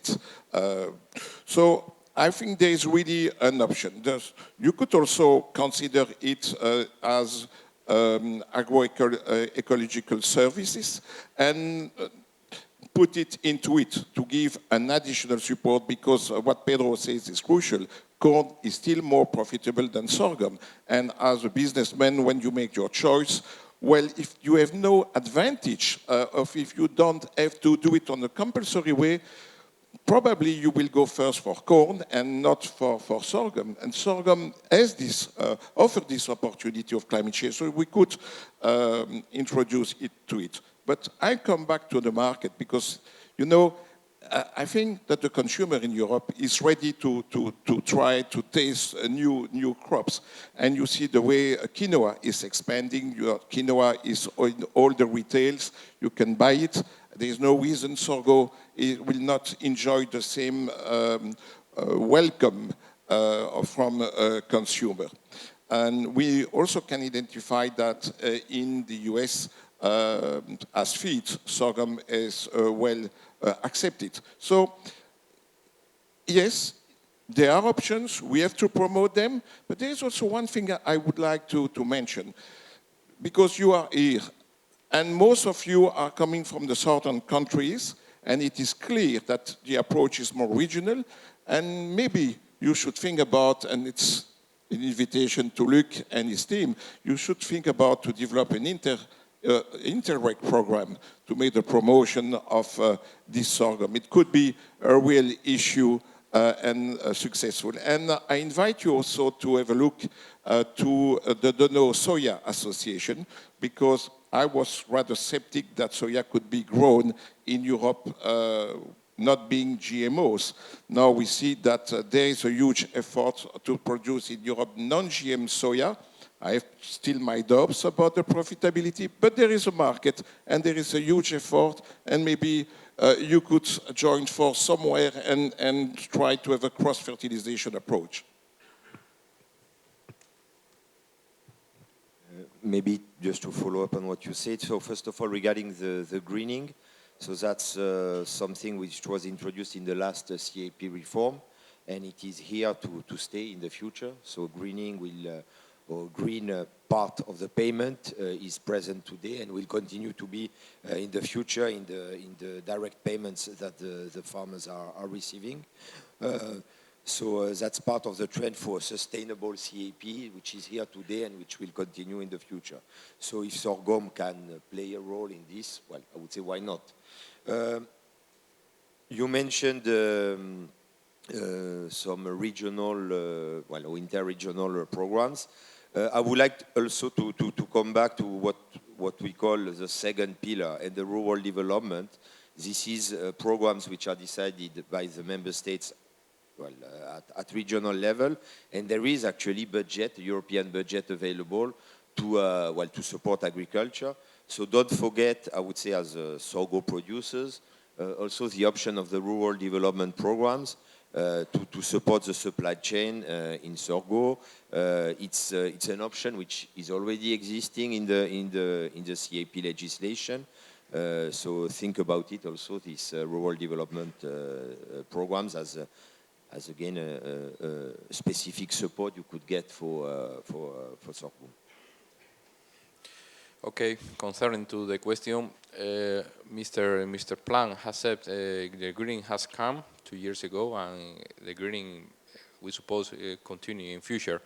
So in that way, we think greening is not the economic opportunity as you are pleading, the production among the territory, which increase the cost of collection and transport. And to be honest, we are looking to limit the burden of greening. Relating to the second pillar, it is just a cover extra cost and not representing a specific support. It's a real dilemma for sorghum producers, but in Copa Cogeca, we don't think that the second pillar is a real opportunity, as it is an exclusive national decision, as we said before. If you want to coordinate the development of the sorghum branch, regions.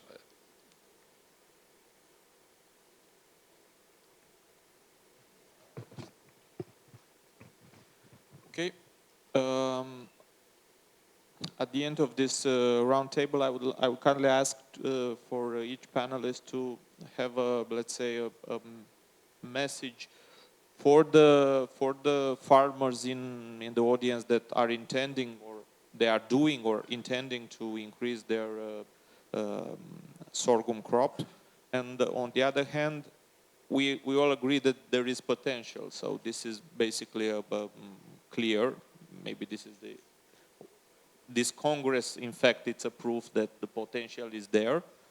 How can we transform in something, let's say, profitable at the end of the day for the farmers? So what is your message for the stakeholders in, let's say in general, in European agricultural field, that they are looking towards sorghum as an alternative for profit, as I mentioned at the end of the day? Thank you.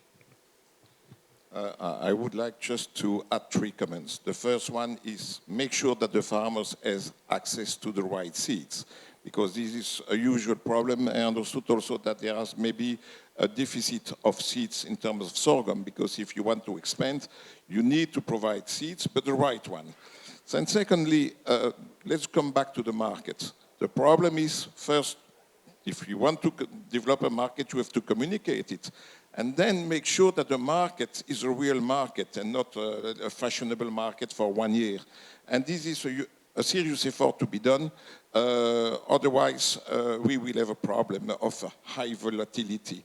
You know, 1 year fashion and then something else, and the poor farmer is still producing his sorghum and there's no option to sell it. So market demand has to be there, communicate it, develop marketing approaches.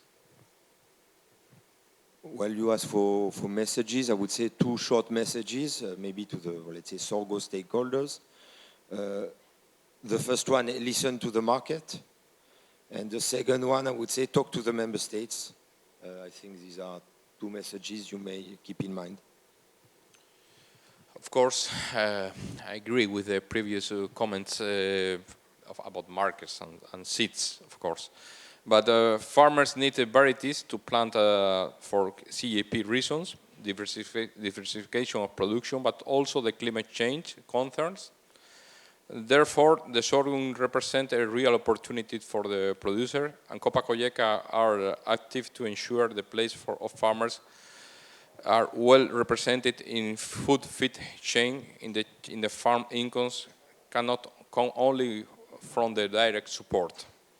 We are ready to support the efforts of the branch and to be listened in the Brussels, in contact with the traders, with the processors, and to have a better transparency on the market. Thank you. So, as a journalistic approach, those 3 panelists, they come one side from the farmers' approach and point of view, the other from the Brussels administration and commission. They have something in common, and maybe this is a piece of news of what to do in the foreseeable future, is that all 3 mentions that we really had to have a functional market for sorghum in Europe. So maybe if it's a common idea, maybe we should consider doing this in the first place, and maybe after that, all of the uncertainties and the discussion maybe will be clearer, and maybe we'll have solutions for delivering to the farmers a strong and a clear answer. Should I grow sorghum in Europe in, I don't know, 2016 or 2017 or 2018? Because if we have a market, we can give a direct answer to that. I think we will agree with that. Okay, we will have the opportunity for the audience to address questions of our distinguished guests. So please do so. Okay.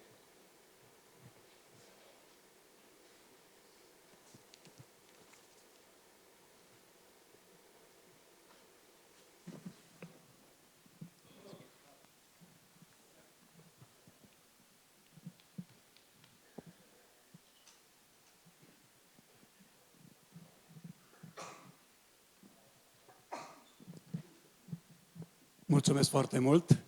Thank you very much, and I'm very happy that we can have discussions in this final round. I have to make the honor to introduce our speaker.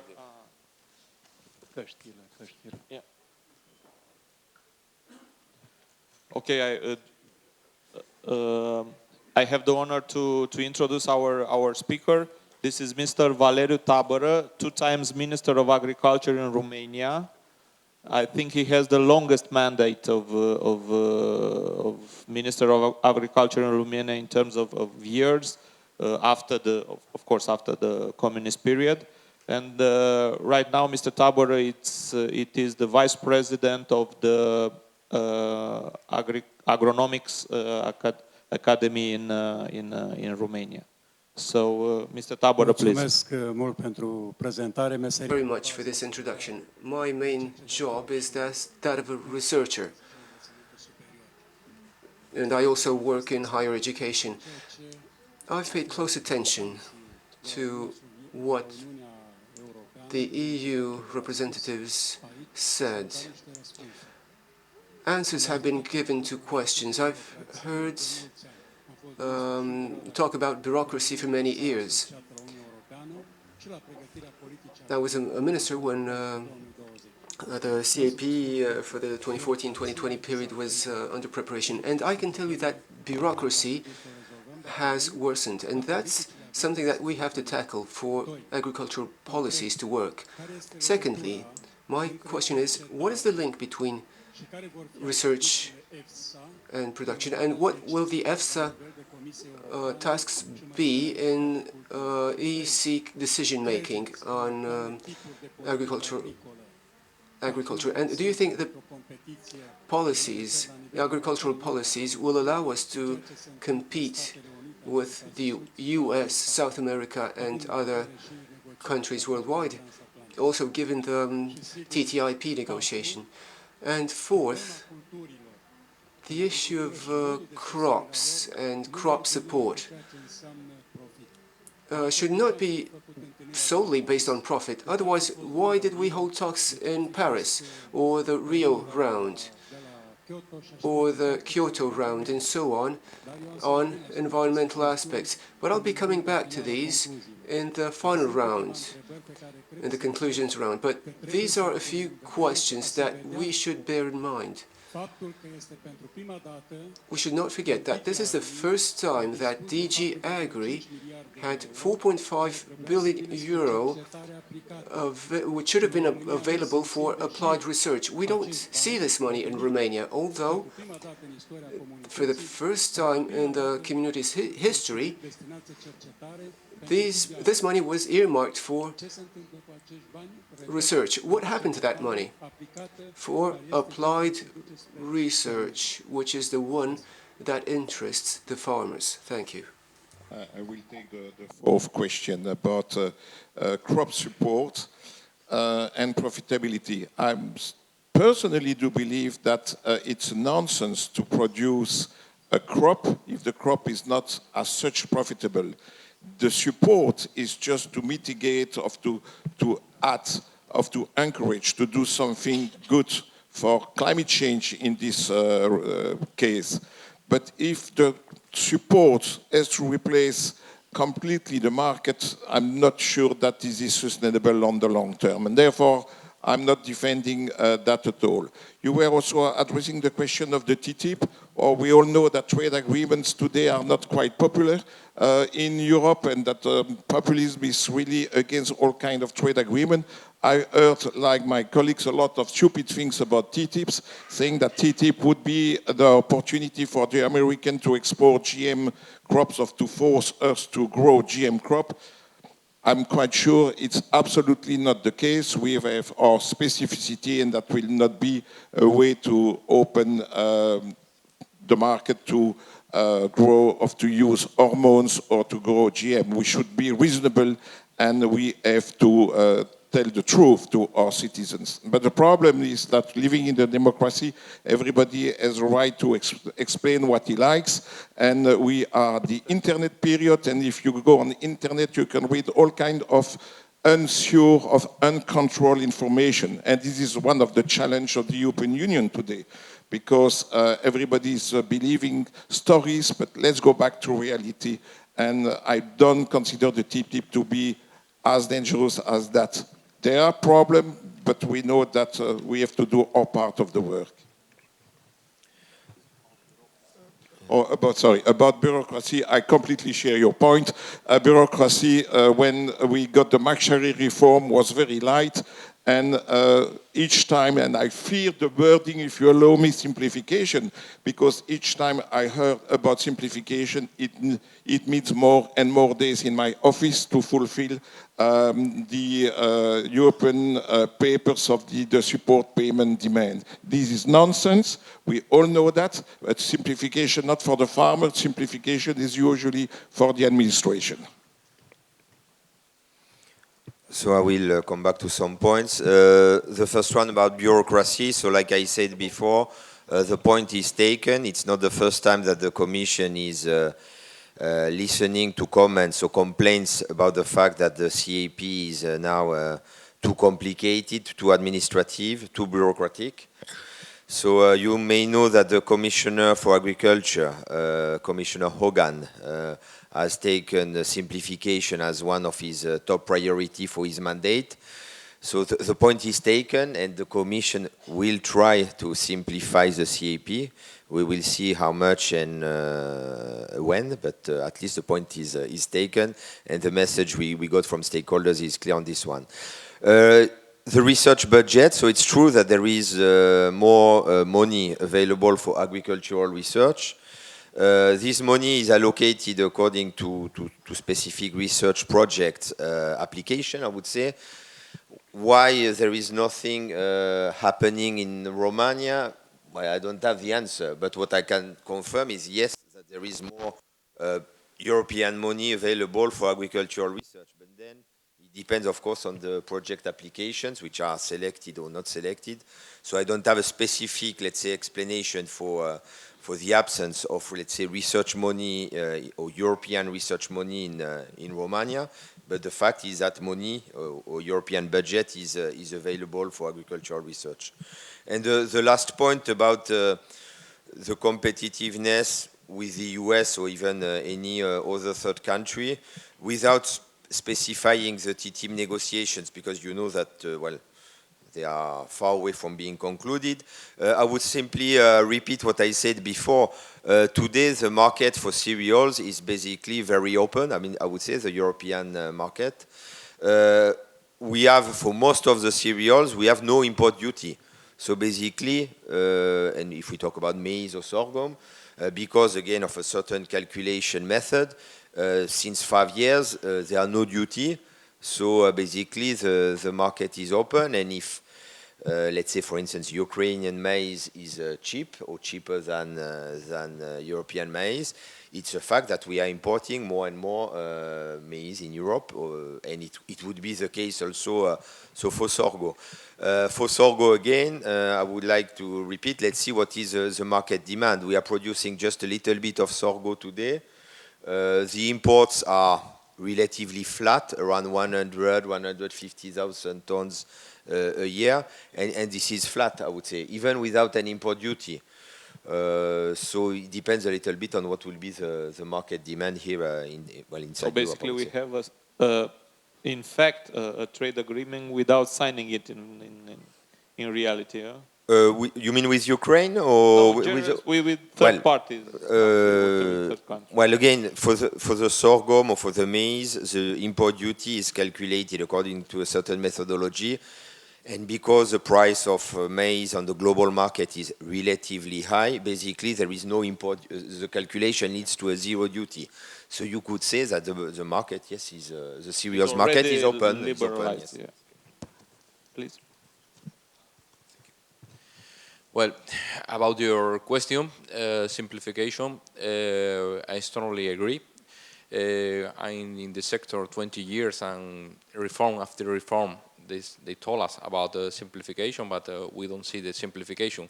Yesterday, for example, we were in Copa Cogeca meeting in cereals, and we were discussing because some member state has started to pay CAP payments. Other states no, and we don't know when they are going to start. Some regions in Spain, because in Spain we have 17 different governments, some regions has started to pay, others no, we don't know. We need, of course, we need cash in our farms because it is a very difficult year. We support the Commission decision because the payment can be anticipated. We strongly support because it is a difficult year, but of course we need more simplification. About the other question was about the So it was about the trade. Yes, about the trade. Yes, we are agree. We need tools. We cannot continue losing tools. For example, 2 years ago we lost the neonicotinoids in most of the, well, in European. They told us this ban was for 2 years, but actually has passed more than 2 years and we still have the ban of neonicotinoids in most of the member states. I think in Romania you can use it. I think Romania, Bulgaria, yeah, there is a derogation still ongoing. Okay. But in Spain we have Sorghum, we are banned the neonicotinoids, and of course we are decreasing the area of rapeseed. Yesterday the Polish delegation said that they are reducing the rapeseed area because they cannot plant rapeseed without protection. Of course, we need tools if we want to be competitive in the same market, because this is a global market. Okay, thank you. May Please. Yeah, the question is in the benefit for the Dutch dairy farmers. There's a movement in preferring to introduce sorghum for the Dutch dairy farmers as well, but the bottleneck is not the seed so much, but more the herbicides as use. And since that is a difficulty, as the legislation for using herbicides in the Netherlands, although sorghum and certain chemical producers have their product for other countries, how can the Commission be of help to harmonize that, the uses of herbicides, in order to be a partner in the cultivation of sorghum in Europe for the Dutch dairy farmers? So maybe I come back to the comment about the fact that European farmers need to be, let's say, competitive versus global competitors, and they need tools, including crop protection tools. So that's a message we are understanding, I would say, in DG Agriculture, but like, well, you know, the Commission, there are different services. It's a little bit like governments, and there are other services which are, let's say, less open-minded towards crop protection than DG Agriculture. So at the end of the day, the compromise is not always very satisfactory for farmers, but we understand, of course, that crop protection is a part of the, let's say, the tools that the European farmers need to have to maintain competitiveness versus global, let's say, global competitors. Regarding the Dutch, the Netherlands, and the legislation on herbicide, let's say, you know that there is a European, let's say, crop protection legislation. So some, let's say, active ingredients are approved or are not approved at European level. And then you have different, let's say, crop protection products which are approved or not approved at national level. So I don't know what is exactly the situation. I understand you would need to grow some sorghum in the Netherlands, some herbicides. Sorghum is not a crop, and therefore there are no herbicides. Yes, okay, yeah. I got. We said it. Several speakers said it yesterday. You need herbicide to grow sorghum. I would say. Well, honestly, I don't know which active ingredient are approved at European level, but I understand some are available today for European farmers. The bottleneck, to be honest, since it is limited or no cultivation for this moment yet, the big chemical companies are not interested expanding their label with the crop mentioned on it. And that gives us the bottleneck not to be able to cultivate. So the farmer is not allowed to cultivate with a herbicide where the crop is not mentioned on. And that is really a dramatic drawback for what we would like to have as a third crop for the dairy farmers. And although this bureaucracy you mentioned, how can you be of help? I would like to not to this question, it's not to me, but I would like to answer a previous question because I forget to tell something about the research in the previous question. I think it's the first time this budget, there is a budget for innovation for agriculture.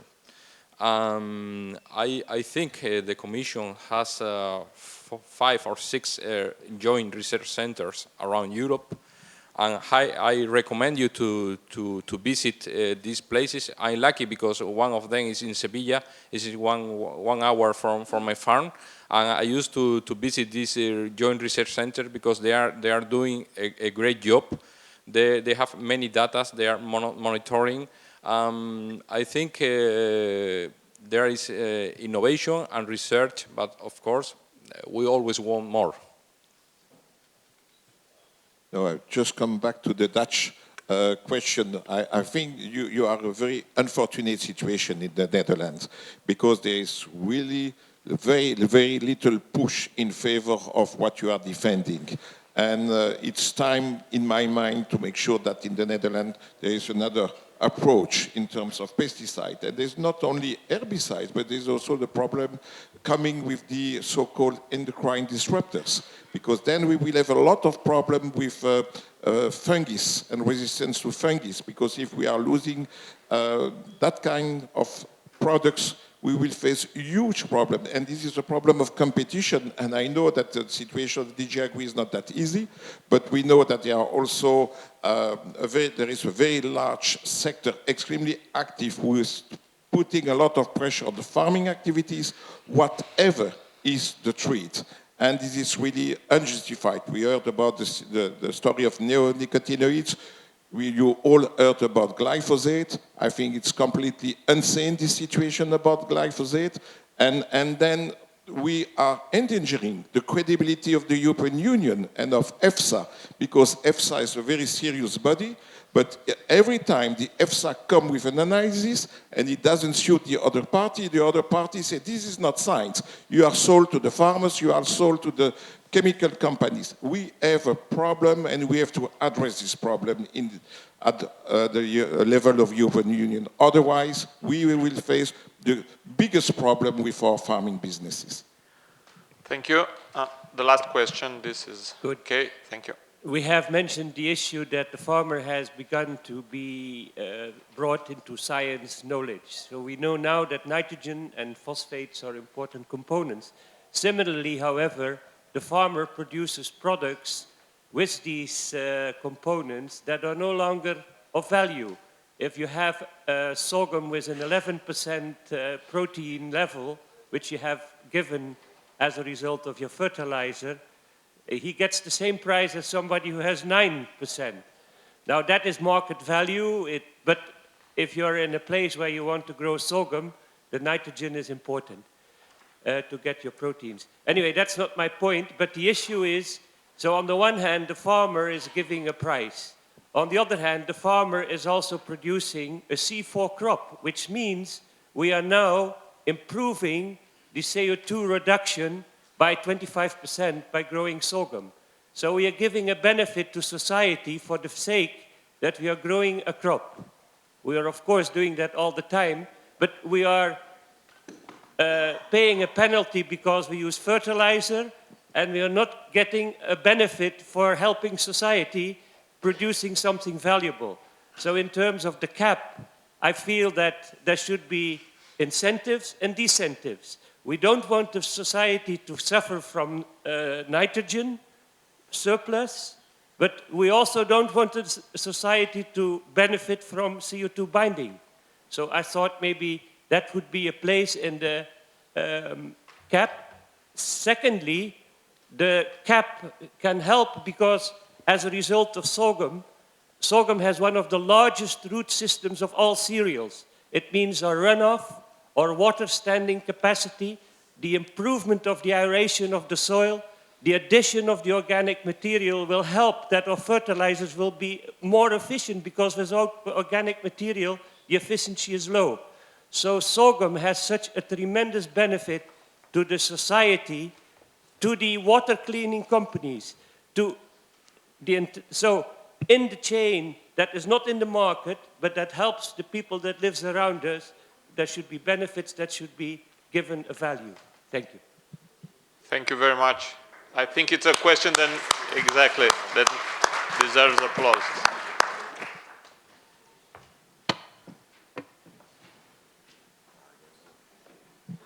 We all agree, eh? Yeah, yes, we agree, but there's one thing to say, because you address the problem of nitrate.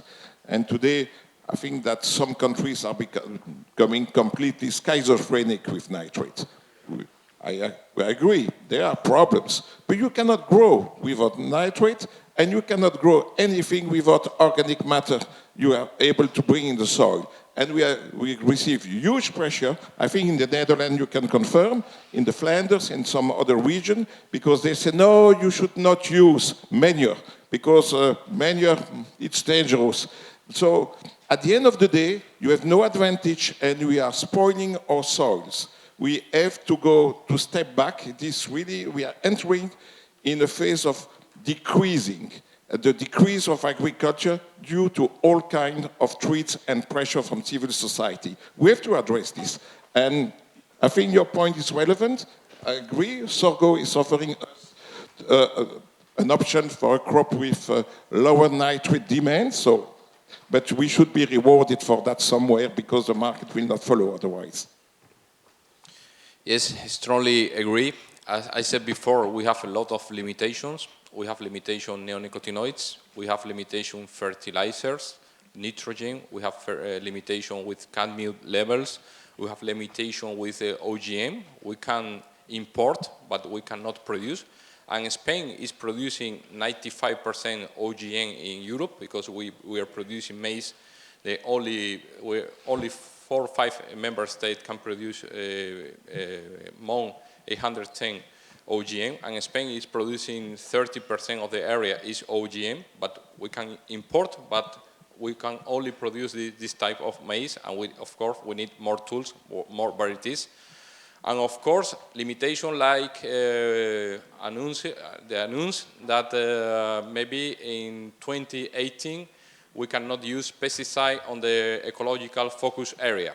This is a very strong limitation for the greening area, and we are not agree with that limitation because we need to produce more and more and more because we are in a global market and we need to be more competitive.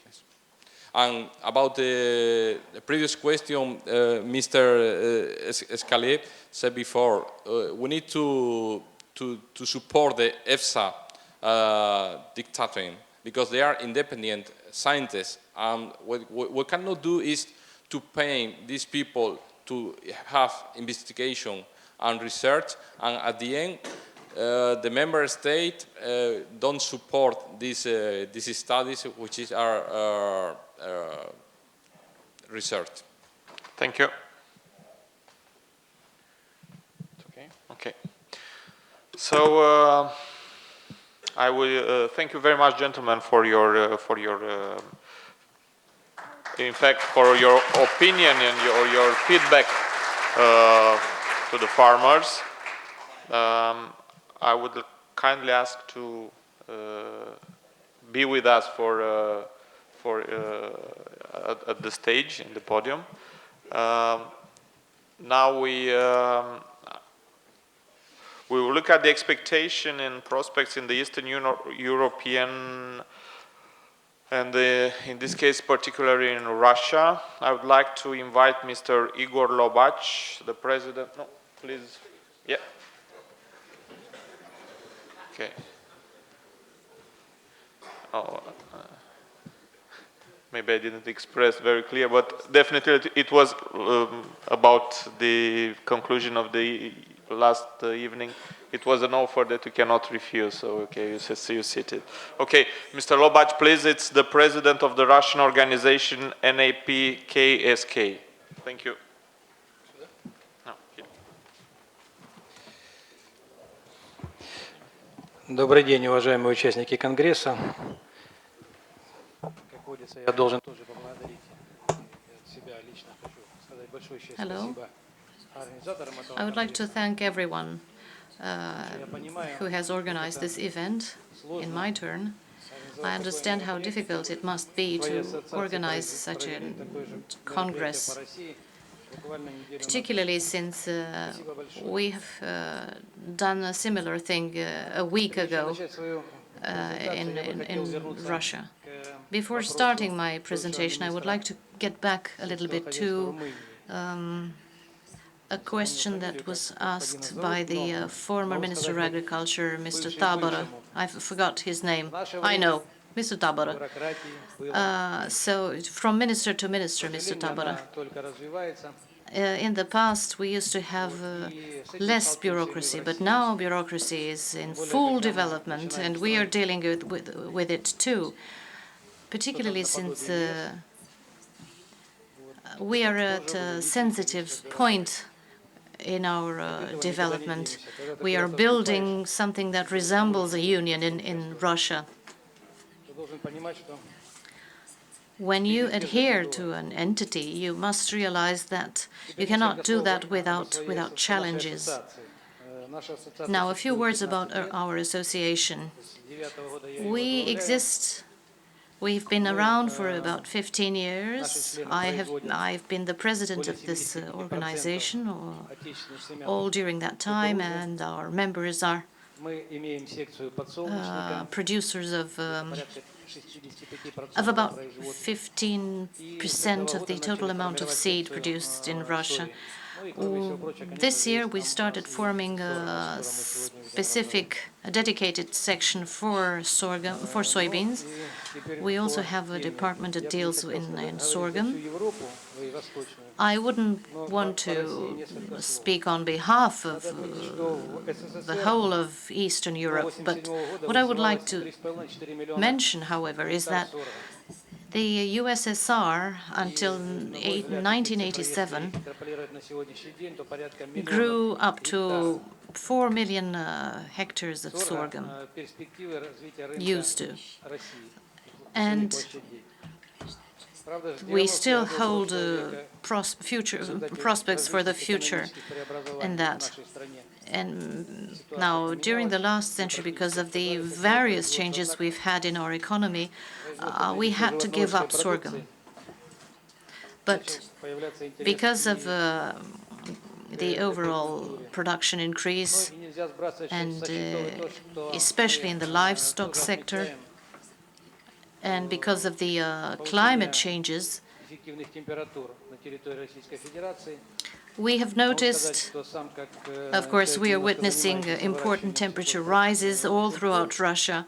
As a person dealing with field crops, I can say that if previously we planted rice on the 1st of May, now we are starting on the 15th of April. So that is quite a distance.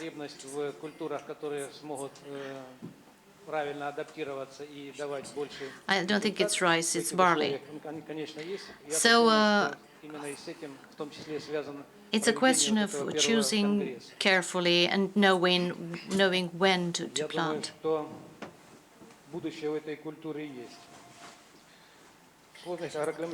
I believe that this crop, sorghum, has a big future. During the past few years, we've noticed more and more often, of course, significant droughts, much more significant than what we used to have previously. Just as my colleagues were saying, sorghum can cope with difficult weather and soil conditions. We do have such soils, and I would like to support Mr. Chelenko, who agree with him. But also, in addition to what he said yesterday, we shouldn't focus only on our 5 main cultivation regions, but also on others, such as Novosibirsk.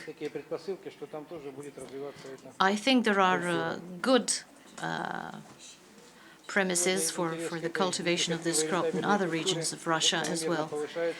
And the interest for this crop, which is not demanding, or not a demanding one, is rising. But there are also factors that do not allow for its rapid expansion. There are areas that seem to be more favorable for it than others. Also, in certain areas, sorghum yields tend to be higher than the maize or barley ones.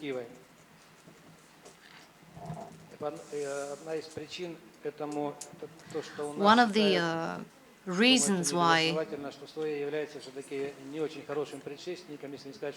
the sorghum develops is generally it is considered to be a poor forerunner for other crops. Just as Vavilov said, sorghum may be seen as a camel of the agriculture because it seems it tends to exhaust soil resources. Perhaps it would be useful to be much more careful what we're putting in the ground and when, including sorghum. As a person who used to deal with rice, we've had quite a positive experience with it, with a rotation that includes rice and sorghum. Sorghum, I've noticed that it does not dry up the soil. It rather acts as positively upon the soil. It's an enhancer rather than an exhaustion factor. In certain fields, in certain plots, we let the land fallow in order to accumulate moisture. Another issue that has been brought into the discussion was the marketing. Sorghum is not generally purchased because there is not much demand for it, so therefore it isn't grown, so it's like a vicious circle. What we need, I think, is good infrastructure development in order to be able to sell it better.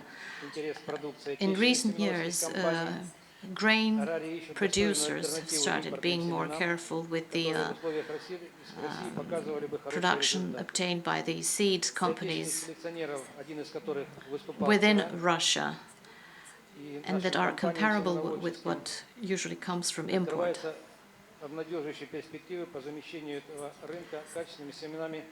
This is how interesting pathways open up for our local producers. The only issue that needs to be pinpointed is the lack of information of farmers around the country. I mean, not everyone knows exactly what's going on the market, because the development of sorghum goes up and down according to a sinusoid that was presented during this Congress. We also need to use adapted hybrids. And at the same time increase the number of drying facilities. because if that happens, the production will happen as well, will increase as well.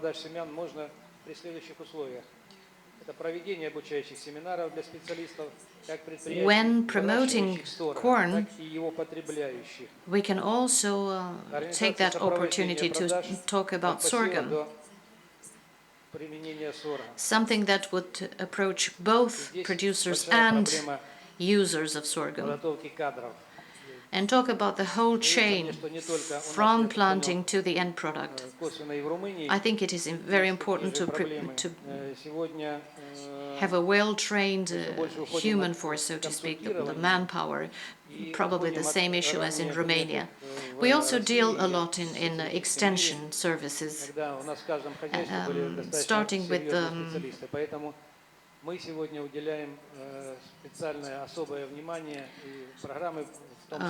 the specialists, just as these countries used to do during the previous regimes, because farms usually had experts that would visit them.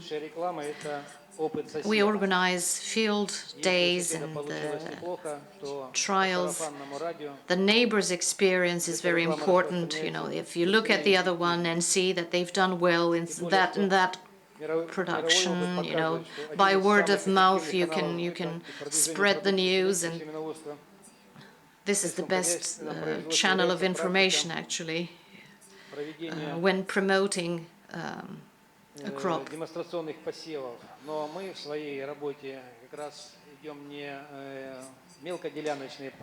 Fairs are very good for us, and roadside trials, and where people can come and participate in events. That is a very important link in the entire economic chain, and also in the promotion of seed on any market. And these are the directions that we are going to continue within our association. I would also like to to salute everyone here. We are open to any kind of cooperation. We are you are more than welcome, and we are open to projects of co-promotion or any type of cooperation. I cannot but add a few words about the agricultural policy in Russia. It was initially focused on increasing productivity, particularly seed, until 2010. We targeted 130,000 tons, including for sorghum. As I understood, it was the case in the European Union. We are adjusting our agricultural development plan by simplifying procedures and by supporting the greening measure.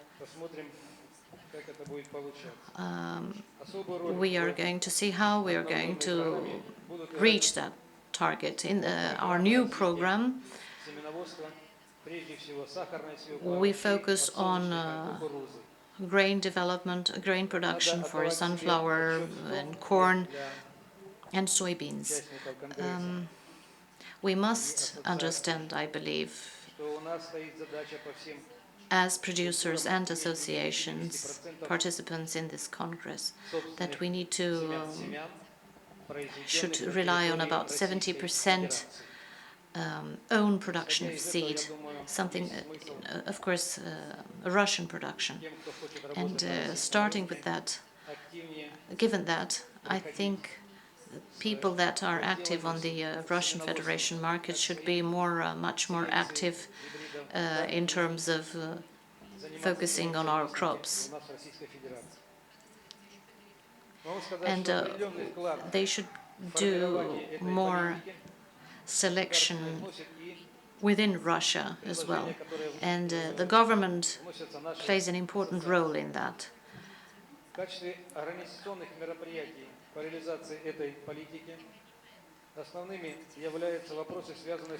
We are making suggestions in that direction. We would like to have an organized, civilized grain market where everyone is free to participate, domestic companies as well as foreign ones. We would also like to improve our legislation in terms of the quarantine regulations, and we need to make it so that the domestic and international breeders, selectors, work within play on an even field, because our breeders tend to be a little bit at a disadvantage compared to foreigners. And also, another important aspect is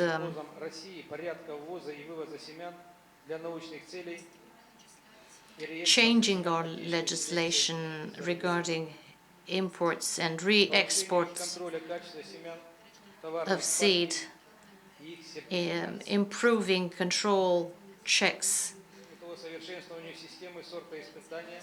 improving the selection system, and we are also trying to adapt as best as possible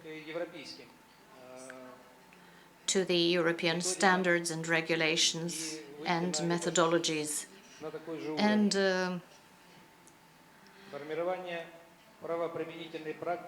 also draw up regulations regarding the copyright within the Russian territory.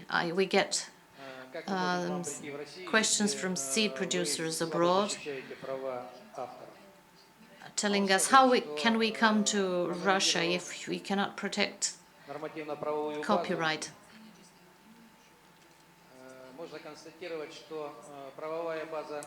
What we can say is that this issue does have a solid legal basis in Russia, and during our last meeting we decided that we should focus more on how to get and effectively defend copyrights. We have quite a bit to work on. We also have initiatives in the field of seed regulations by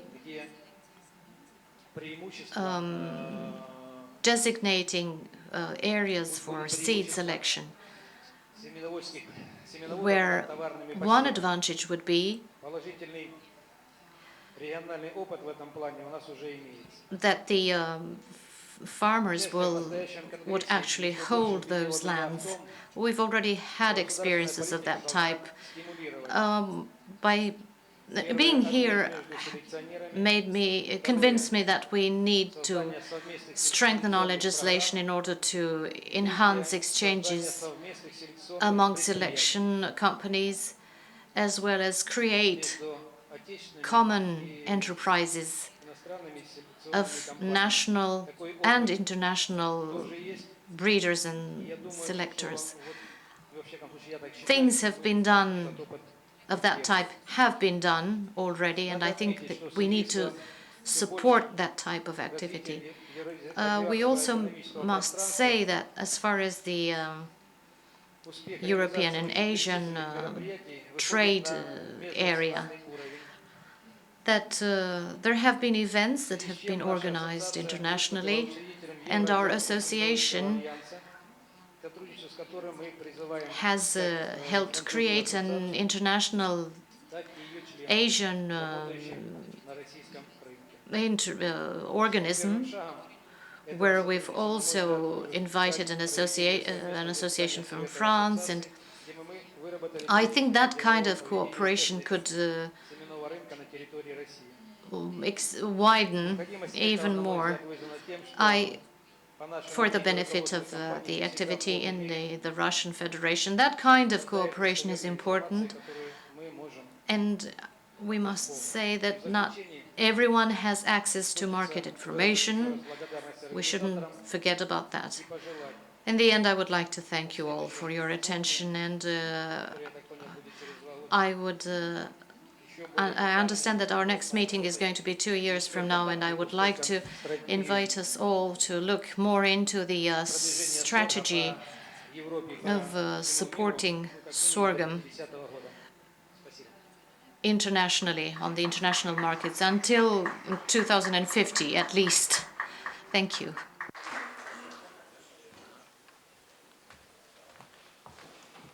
Thank you. And to conclude this workshop, we have Mrs. Camille Destru, a policy officer with the Pact European Affairs in Brussels, who will present the European Union's new policy on the promotion of EU farm products, and of course, which can be relevant to sorghum, please.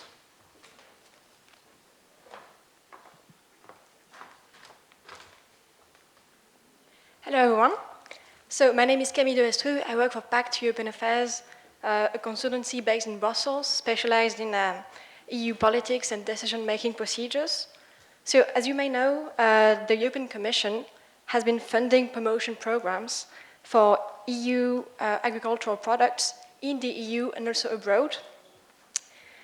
However, the program itself was completely reformed in 2014 to include more products, new priorities, different selection and management procedures, and an increased budget. So today, I'll try to answer the following questions in my presentation. Basically, which organizations are eligible, which products are eligible, why is this important, how are programs selected, and how can we increase our chances to be successful. So the promotion programs were completely reformed in 2014 and 15, but the basic rules remain the same. So it's only co-funding. The applicant has to finance 20 or 30% of the costs themselves. There's no profit for the applicants. There's no retroactivity, which means only new projects can be funded. They can't have taken place already. And no double funding. There can't be national funding for the same activity. What is new? There's more funding. In 2016, 111 million euros were available. Next year, it will be 133 million euros. And in 2019, 200 million euros will be available. Also, more products eligible. New products were included in the scope. Also, new players. Member states play a lesser role, but there's an agency in Luxembourg called CHAFEA, which is now very important in the selection procedures and the management of some programs. The basic text is Regulation 1144/2014, which is really general, but then every year the Commission adopts more precise and detailed texts, delegated and implementing acts. The most important one is the implementing regulation, setting the work program for each year. So this should happen around November. We should soon see the 2017 work program. Programs and budgets are divided between two big categories, depending on the applicant and the markets. So the two programs are simple and multi-programs. First, multi-programs are submitted by either at least two organizations from two different member states. So here, for instance, one from France and one from Romania, or at least one EU-level organization. This may change in the next work program, but in 2017, there was only one budget line for multi-programs of 14 million euros. And for multi-programs, the Commission funds up to 80% of the costs. Then we have simple programs, which are programs submitted by at least one organization of one member state or several organizations from the same member state.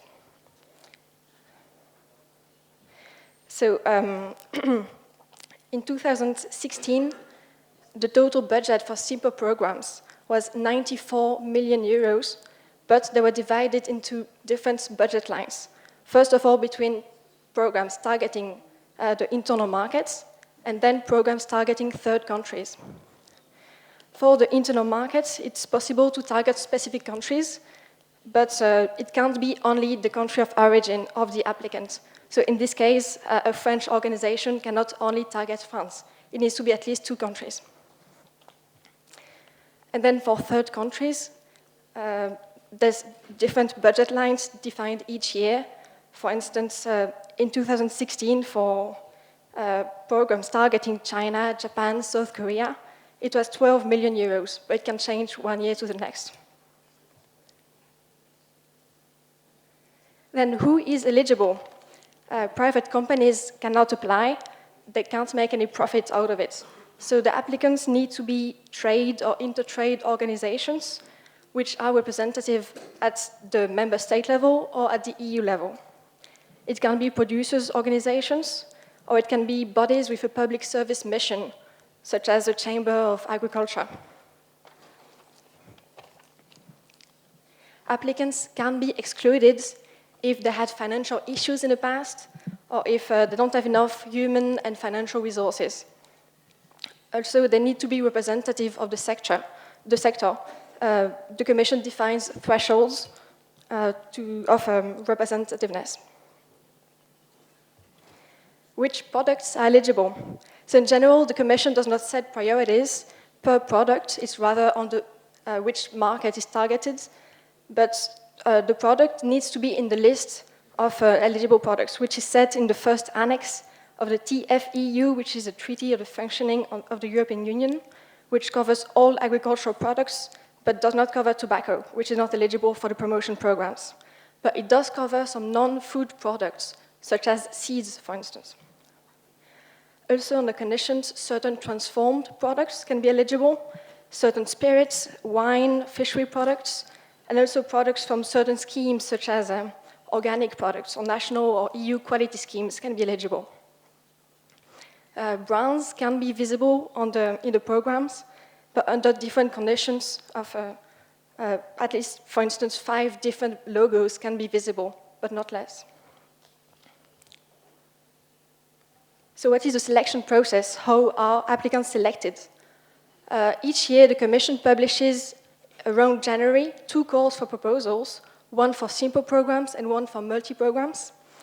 And then those calls set a deadline at the end of April. So applicants have 3.5 months to apply, to prepare an application file, which is to be submitted online to the CHAFEA agency in Luxembourg. There's a help desk helping applicants and answer all the questions.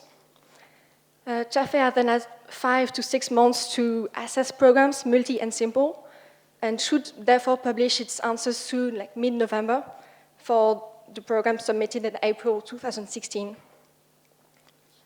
And then, once the successful programs are selected, simple programs are managed with the member state administration, and multi-programs are managed directly through CHAFEA in Luxembourg.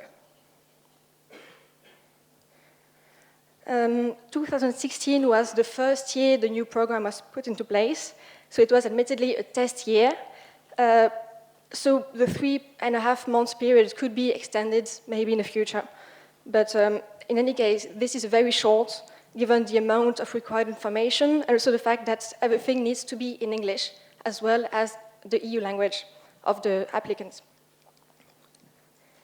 The data has not been published yet for 2016, but in the previous years, only 50% of applications were successful, and the rejection rate is set to increase, so less and less programs will be successful. So our advice, if you want to apply, would be to begin as soon as possible to gather data and information about the markets you wish to target and the product itself, and make sure you are eligible, your product and your organization. The application itself is on the internet. You need to register your organization, then fill out a 2-part questionnaire. The first one is administrative, about financial capacity and these kind of things. And the second part is a technical description of the project itself, the proposal. So, for instance, information about the market, the development potential, the product itself, which activities you wish to implement, a detailed budget, activity per activity, and so on, and why it should be selected.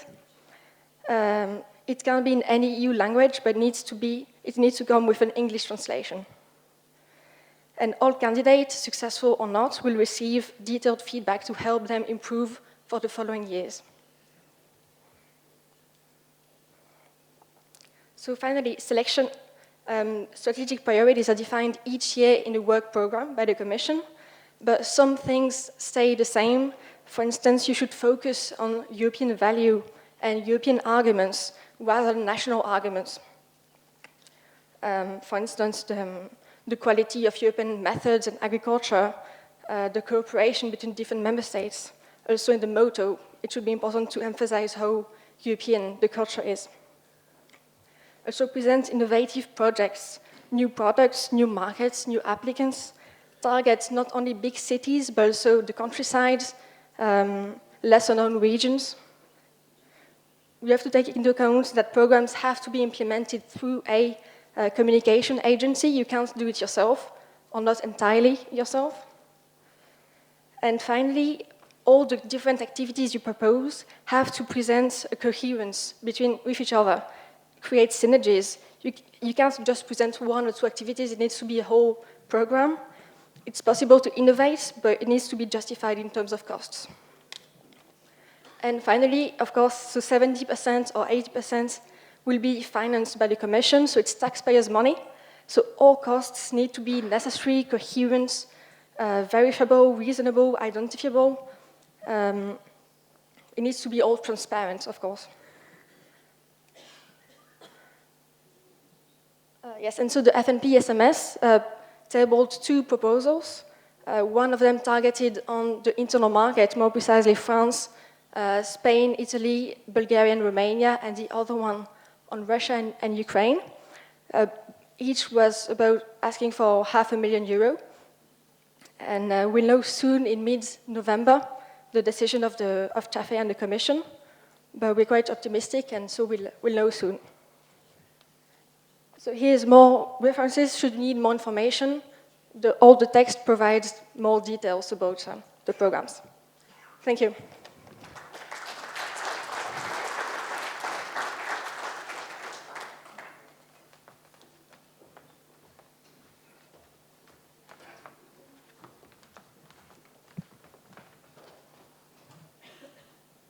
Thank you very much. So I would like to thank all the speakers, panelists. It was a very, very fruitful session. This concludes the last workshop of the Congress. I would kindly remind you about the airport shuttle that the first one will leave at 12:30 from the hotel. So once again, thank you very much.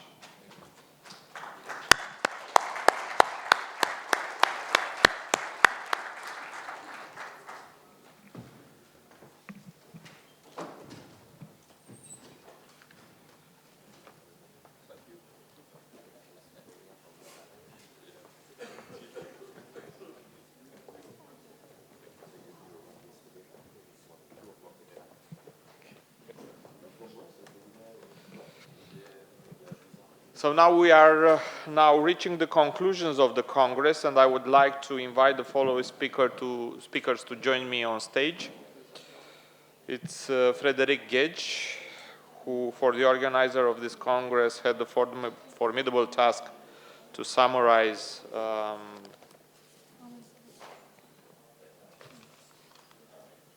all the work that had been covered here, but in just a few minutes, so it will be a difficult task to summarize all this extraordinary and terrific work in just a couple of minutes.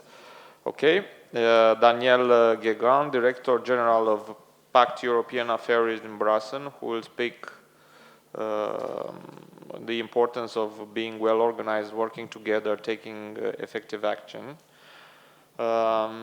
Florentino Lopez, who is the Executive Director of Sorghum Chekhov, who will present the example of his organization in the United States And last but not least, our soul of the party,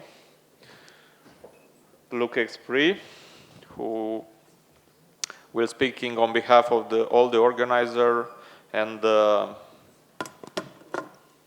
have the role to be a founding father, if we talk about USA, so will be the founding father of the Founding Act as the outcome of this Congress.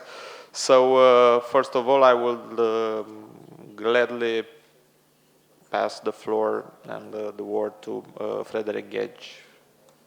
Mr. Gage, please.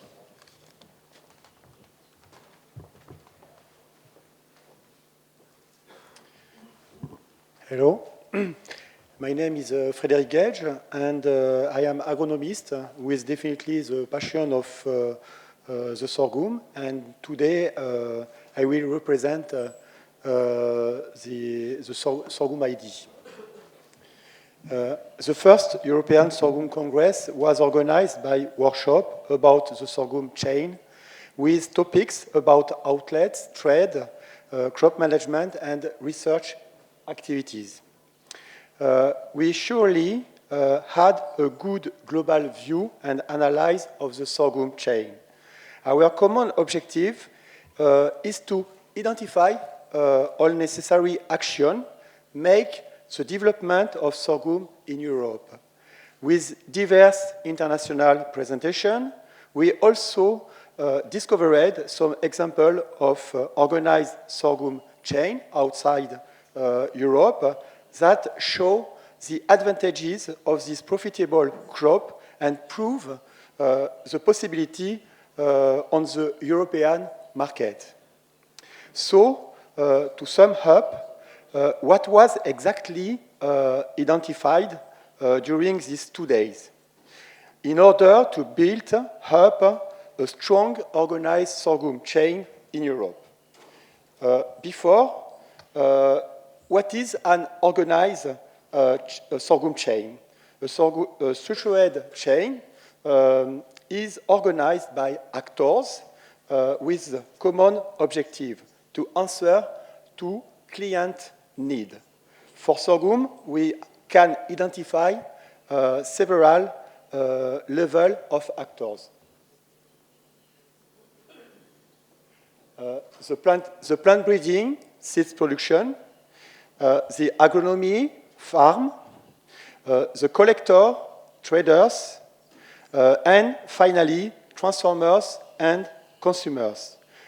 I'm going to start by the sector transformer and consumer, because without this sector, no sorghum chain possible. Sorghum is used for animal feed, human food, and energy production. And today, thanks to the genetic progress, sorghum offers quality and large usage. For example, sorghum grain is used for animal feed with a low tannin level. It has a high level of digestibility, energy, and assimilation of protein. Its grain is rich in starch with a low risk of contamination by mycotoxin. It can be used for poultry, pork, and ruminant ration in addition or substitution of other grain. The quality is similar as corn grain. For energy production, sorghum grain has a strong ability to produce bioethanol with ethanol yield similar to commonly used species. For human food, with sorghum grain, it is possible to produce alcohol, beer, flour, semolina, or culinary recipe. Sorghum is gluten-free. This is a great advantage because more and more people are allergic to gluten. Besides, the whole sorghum plant is used for silage, monocutting, or multicutting sorghum type has a great interest in association with corn to ensure the harvest in difficult area. It has good alimentary value and good digestibility. In France, we are accurate in assessing the performance of sorghum silage and on its specific use for dairy and beef cattle. For energy production with biomass type, we can obtain quantities of methane and with sugar tip bioethanol. But we need to explore also the economic interest combined to the biomass yield potential.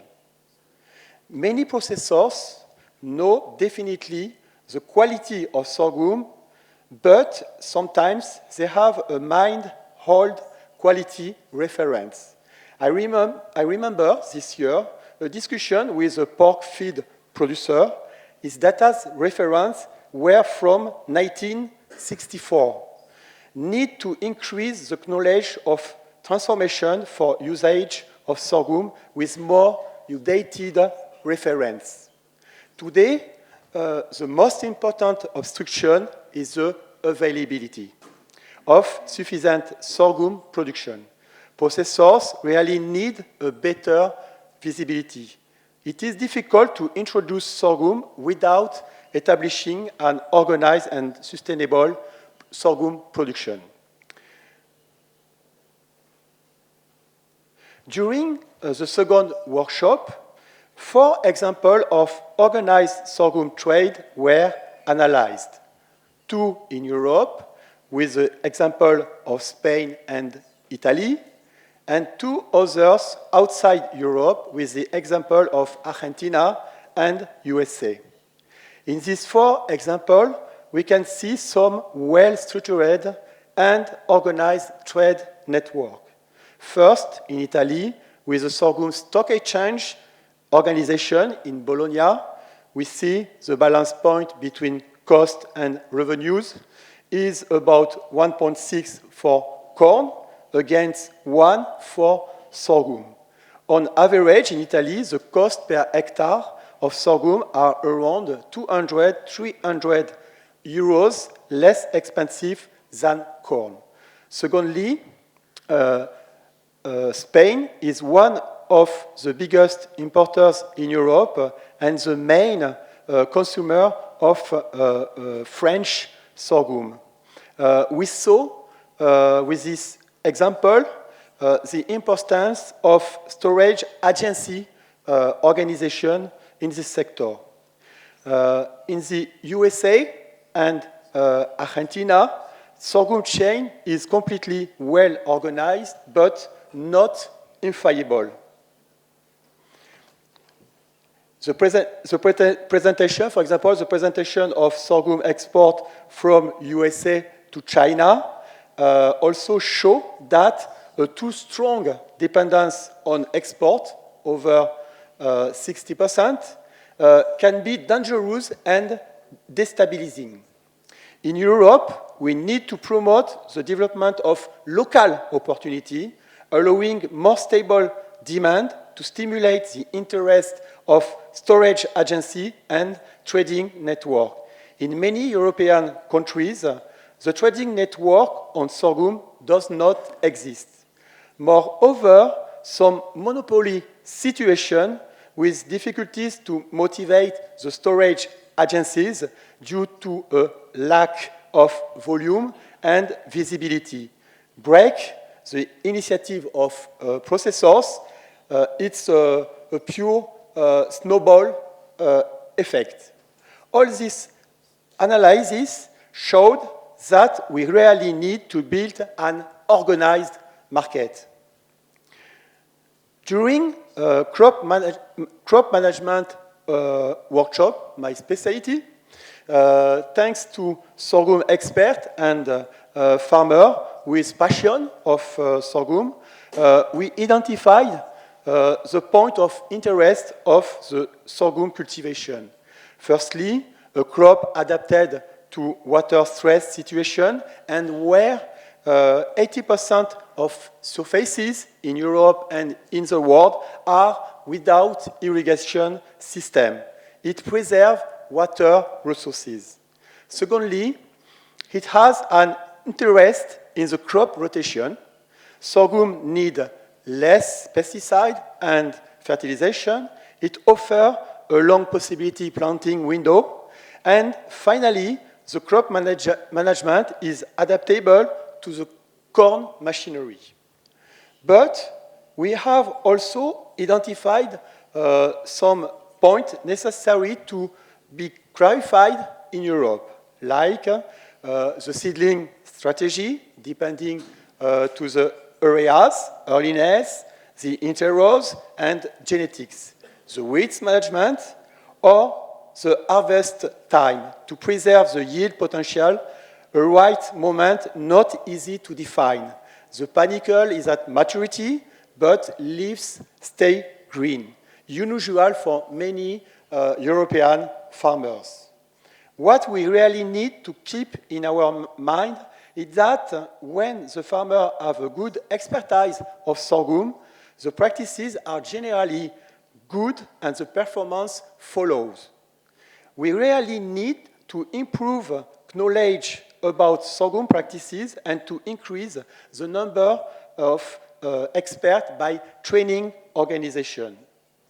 The increase of sorghum performance will improve profitability for farmers, but it is only possible with a close and strong relationship with processors who secure demand for production and therefore the stability of farmers' income and consumer satisfaction. The example of African beer manufacturer or Hungarian pork and poultry producers who collaborate with farmers to get a secure production they need is interesting social example. The workshop about the seeds production and research, the seeds production in European Union, we confirm the fact that the seeds production is at the same level than other species, with a guarantee of seeds quality.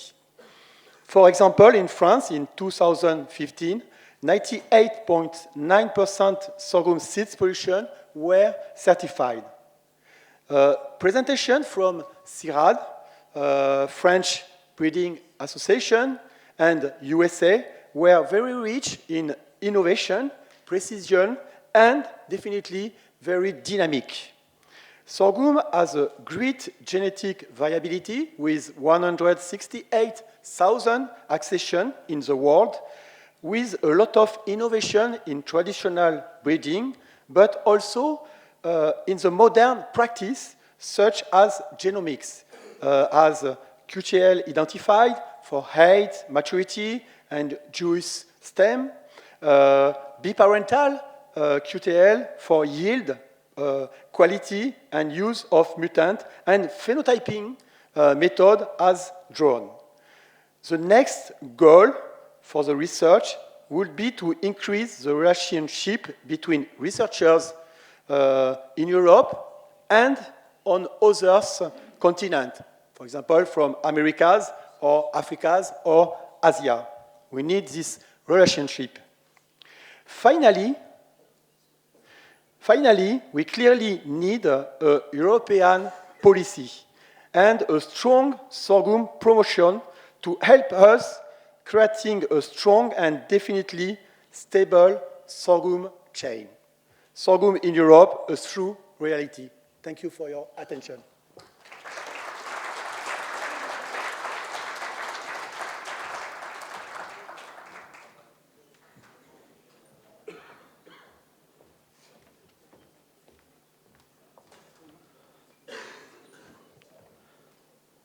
Thank you very much, Monsieur Gage, for the presentation, and thank you and congratulations for your implication in the Congress.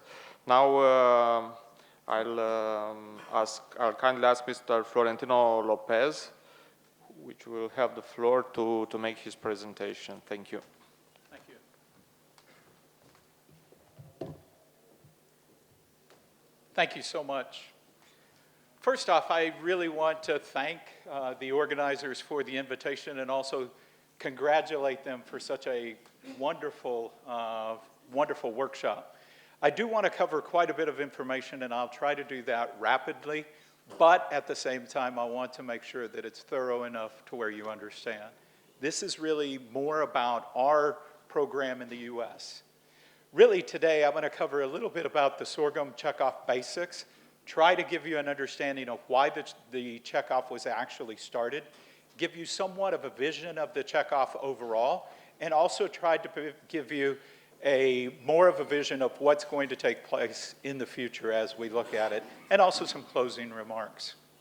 So really the first thing that I need to cover is really about the basics of the checkoff. How was it actually started?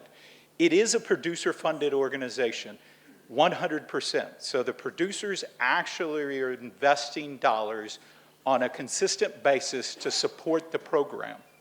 So basically what had to happen was it is a federal act and order that actually allows the program to become established.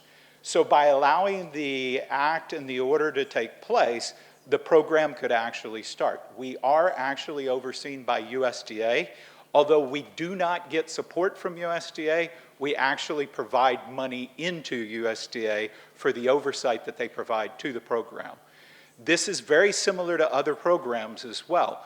You probably have heard of the beef checkoff. Beef, it's what's for dinner. A very famous tagline, pork, the other white meat. That's a similar program. Milk, got milk. All of those programs are actually producer-funded programs, and they allow for the establishment of research, promotion, and also information and education through the program.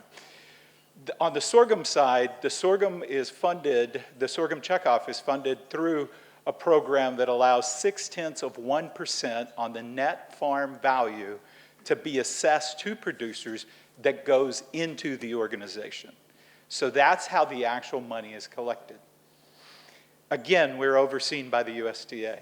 As we look at it, one of the things that we tried to find out or tried to identify is, why would you need a program? I know a lot of discussion took place earlier about how we look at it from a world perspective. But what we see from a world perspective is sorghum has remained flat. You can see the hectares worldwide have remained flat since 1985, as well as the yield.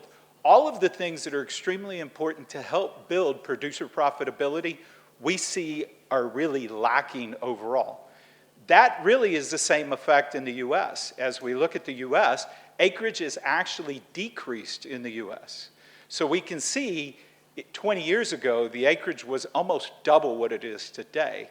Similarly, as you look at the yield has not increased overall or significantly increased overall since 1980s as well. So again, you see that the yield is somewhat low. If we look at it from a price implication, again, the other factor for markets, or looking at the other factor for profitability for a producer, he has to have markets. This is actually a chart of the comparison between corn and sorghum. Anytime you see a red line, actually that is a deviation in the price below the price of corn. So oftentimes you'll see, or you'll notice, that the price is actually below that of corn in the US to the producer. Not necessarily on the marketplace, but to the producer. So we constantly are seeing that the marketplace is challenged to find a good opportunity for sorghum overall.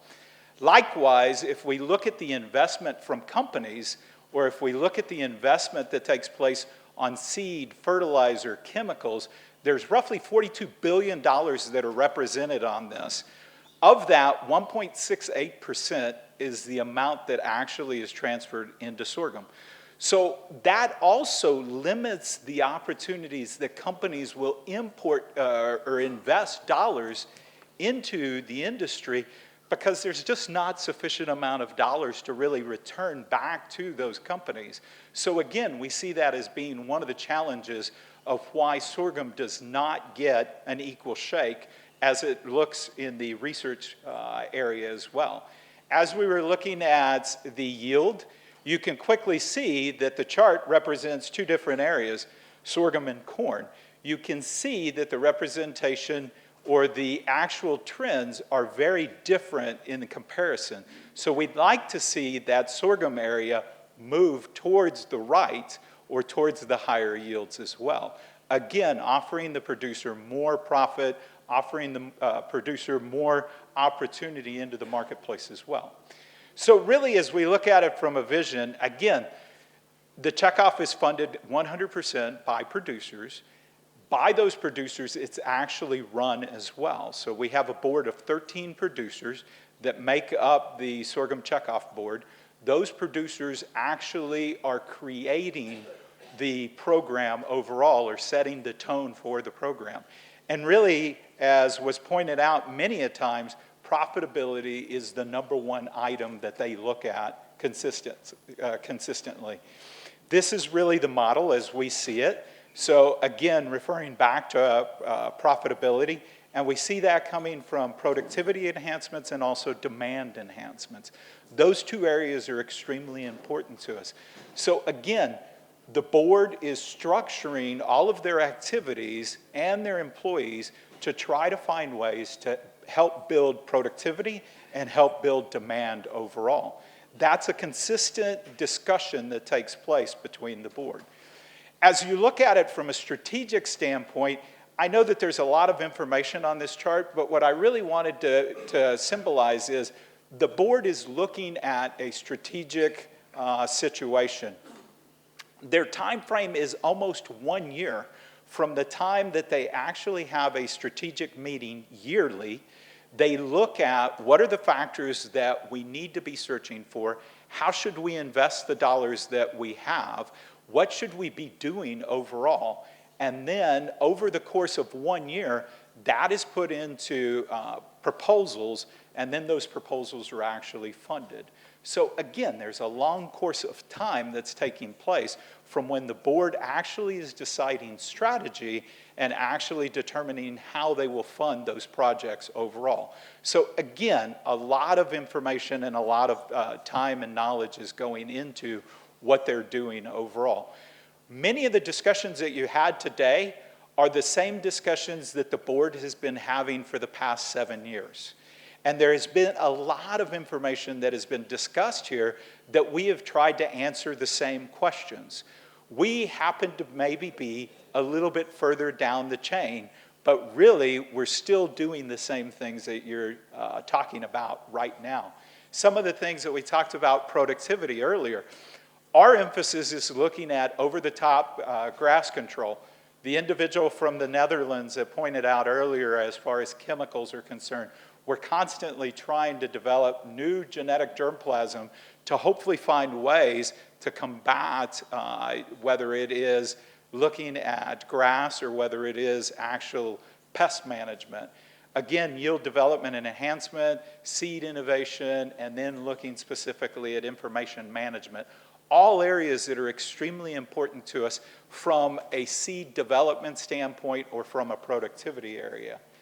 As we look at demand, we feel extremely important that the international market, as you heard earlier, whether it's China, whether it's Japan, whether it's Mexico, we're constantly engaged in those marketplaces, trying to find ways that we can improve in that marketplace.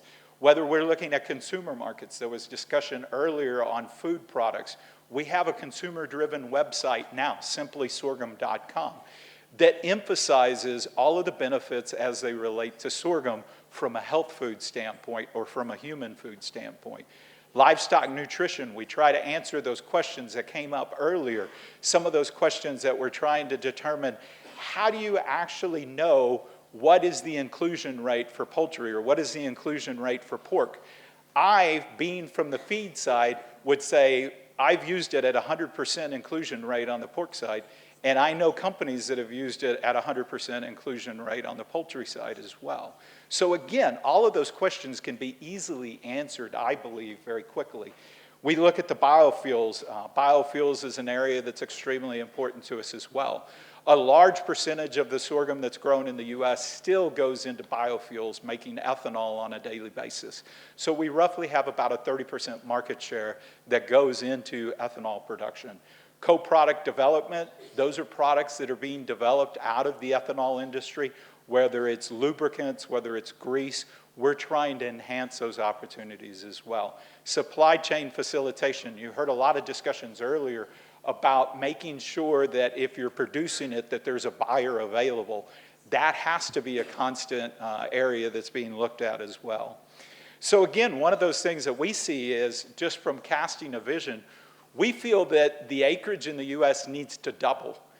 A lot of that is really on the emphasis, as you pointed out, also on water, the availability of water, drought, also that availability for the farmer to be able to utilize a different crop.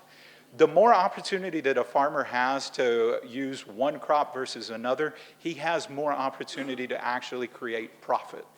And in the end, profit is what the producer is looking for.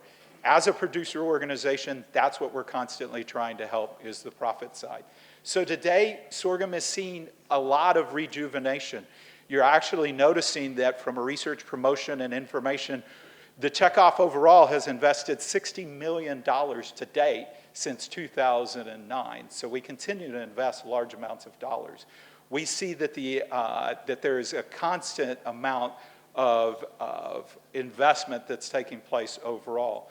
Of course, you're seeing the feedstock side. You're seeing the Department of Energy that funded $72 million into sorghum.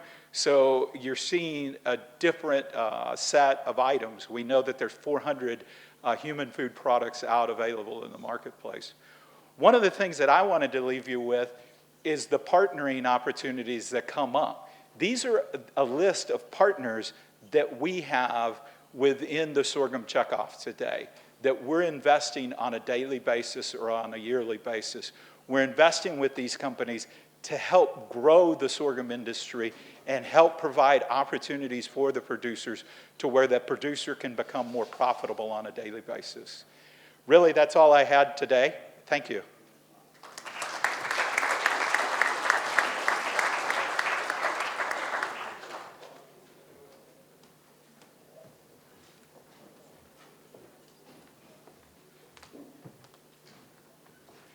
Thank you very much, Mr. Lopez. So now I pass quickly the floor to Mr. GRAN, please.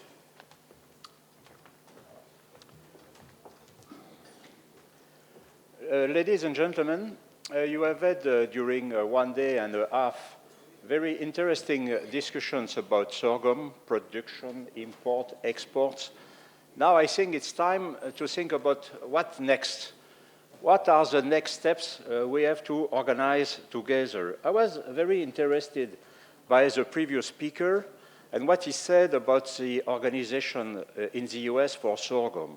Do we have to copy them? Do we have to take inspiration from them? And do we have to create a European-level structure for sorghum?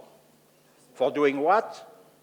To boost the production, certainly, to create synergies between the value chain, and certainly also for lobbying in order to benefit from tailor-made regulations. When I use the word European, I mean European at the widest sense of this word. I don't speak here about EU 28, but also, of course, about the neighbors, Ukraine, why not Russia, some others, and potentially also non-European members, global members, as associated members. If I have to introduce myself, it's easy. I am a professional European lobbyist. Since 40 years, in previous lives, I was the head of the European Sugar Lobby, and then the Secretary General of Copa-Cogeca.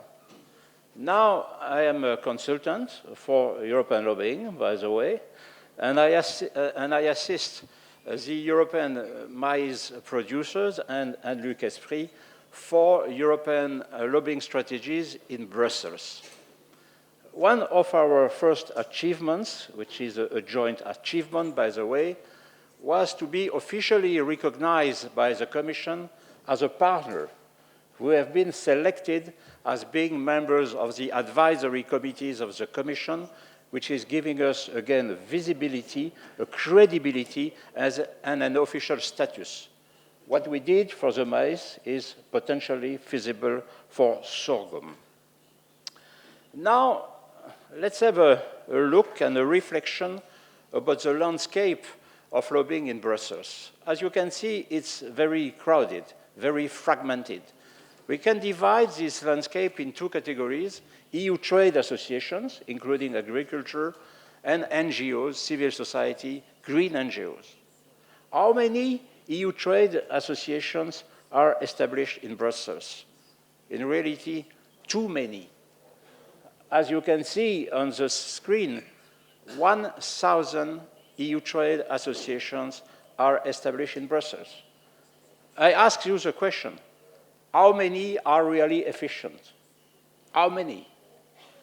Because I'm in a good mood, it's a nice day, I will be optimistic, and I will say 10% of them, no more, probably less. It means that we have to be in this 10%. The second category is very important, also fragmented, but better organized. Civil society, green NGOs. I must say, honestly, that they are, in average, more influential in Brussels than the trade associations. Why? Probably because they are better organized, but mostly because they are the master of the agenda. The European agenda is driven by the NGO, civil society, and not by business. So we have to know them, we have to work potentially with them, and we have to take care of them. And one of the key messages which have been disseminated this morning and yesterday, and in particular by Thierry Delescaille, is to say that we have to take advantage of the environmental benefits of sorghum. You have a lower environmental footprint, and this is certainly key in terms of lobbying arguments and lobbying for communication. Again, I will follow my predecessors and you in particular when you spoke about the value chain. In fact, lobbying is like fashion. Lobbying is changing from one season to the other. And now the trend is to work through the value chain, from upstream to downstream, through priorities. Lobbying now is like project management. You have a goal, you have to follow a certain process, and then you have to achieve the target and to win. And to win along the value chain from upstream to downstream.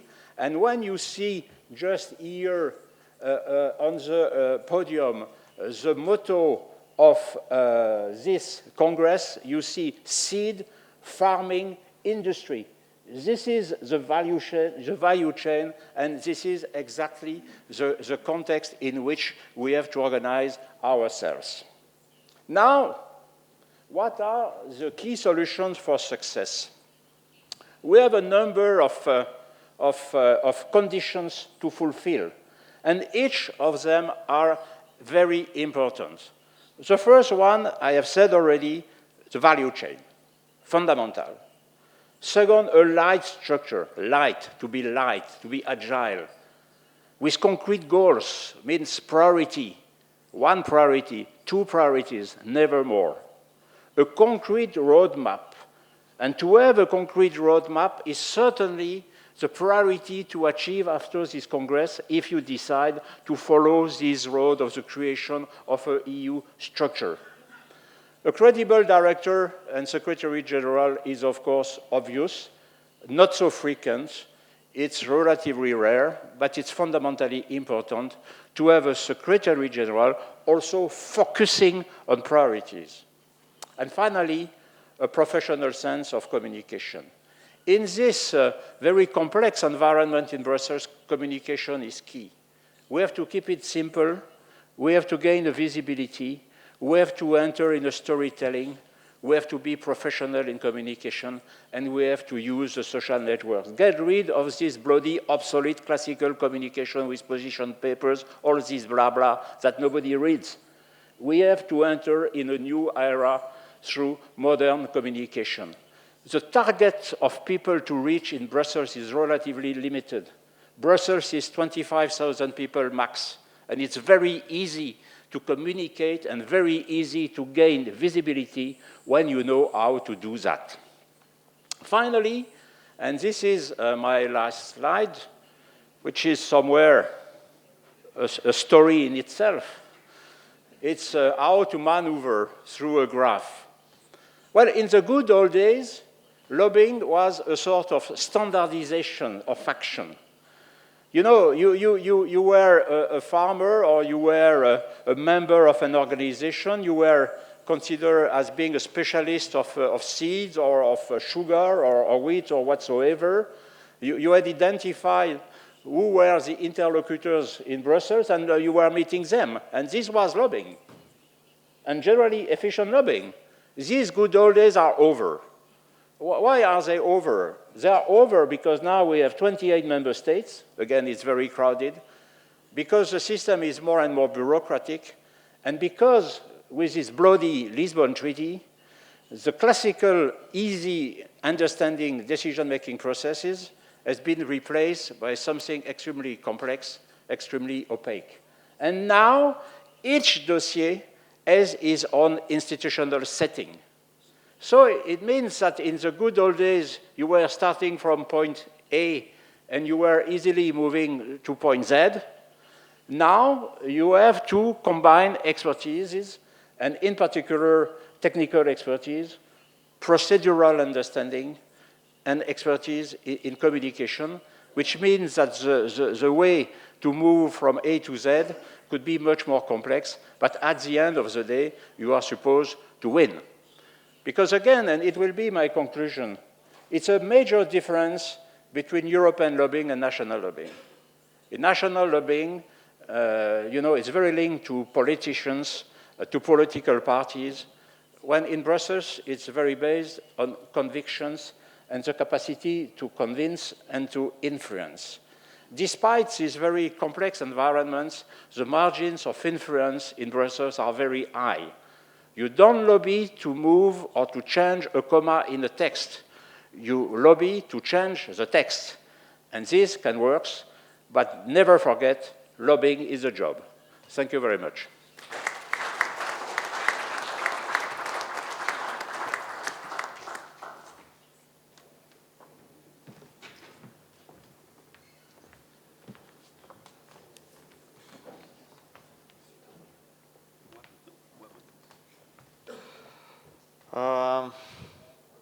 So we'll have the founding father of this Congress here, is Luke, who is going to give us, you really have a conclusion, huh? Okay. Yes, just 2 minutes. The conclusions of this first European Sorghum Congress have been very well summed up by Frederick Gage and are clear. Yes, there is a real potential for sorghum to develop in Europe, Western Europe, Central Europe, and Eastern Europe. And there are ways for this development.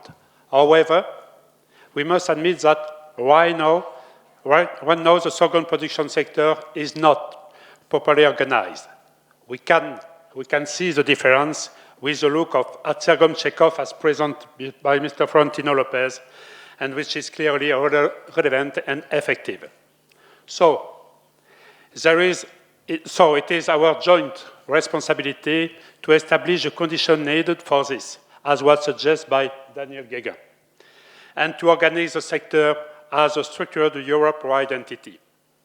We will then be stakeholders committed to and involved in the development of a sector and will be able to define a strategic objective to develop and implement an action plan. We know what factors can help sorghum production expand and develop. We know what tools are needed. And we know that we have the human resource, the people here today, and our partners in our respective countries. Now, we must find the way to come together to carry out this plan for development.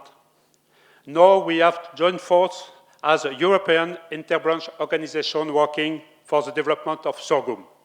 We can now all join together as Sorghum ID. Today, Sorghum ID is a plan, it's our plan.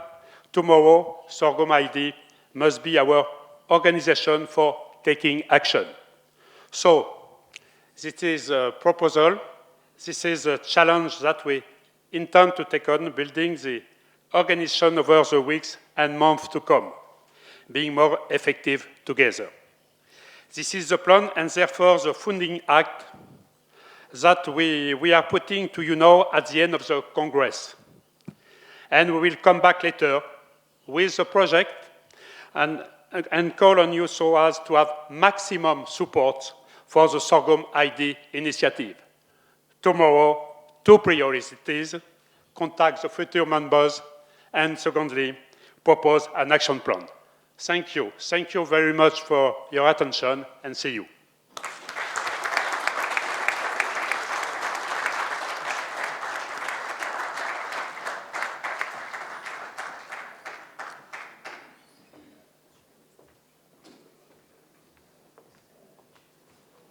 Congratulations, Luc Esprit, to you and to your colleagues. A very, very good initiative and a very, very interesting way and fruitful to conclude this Congress.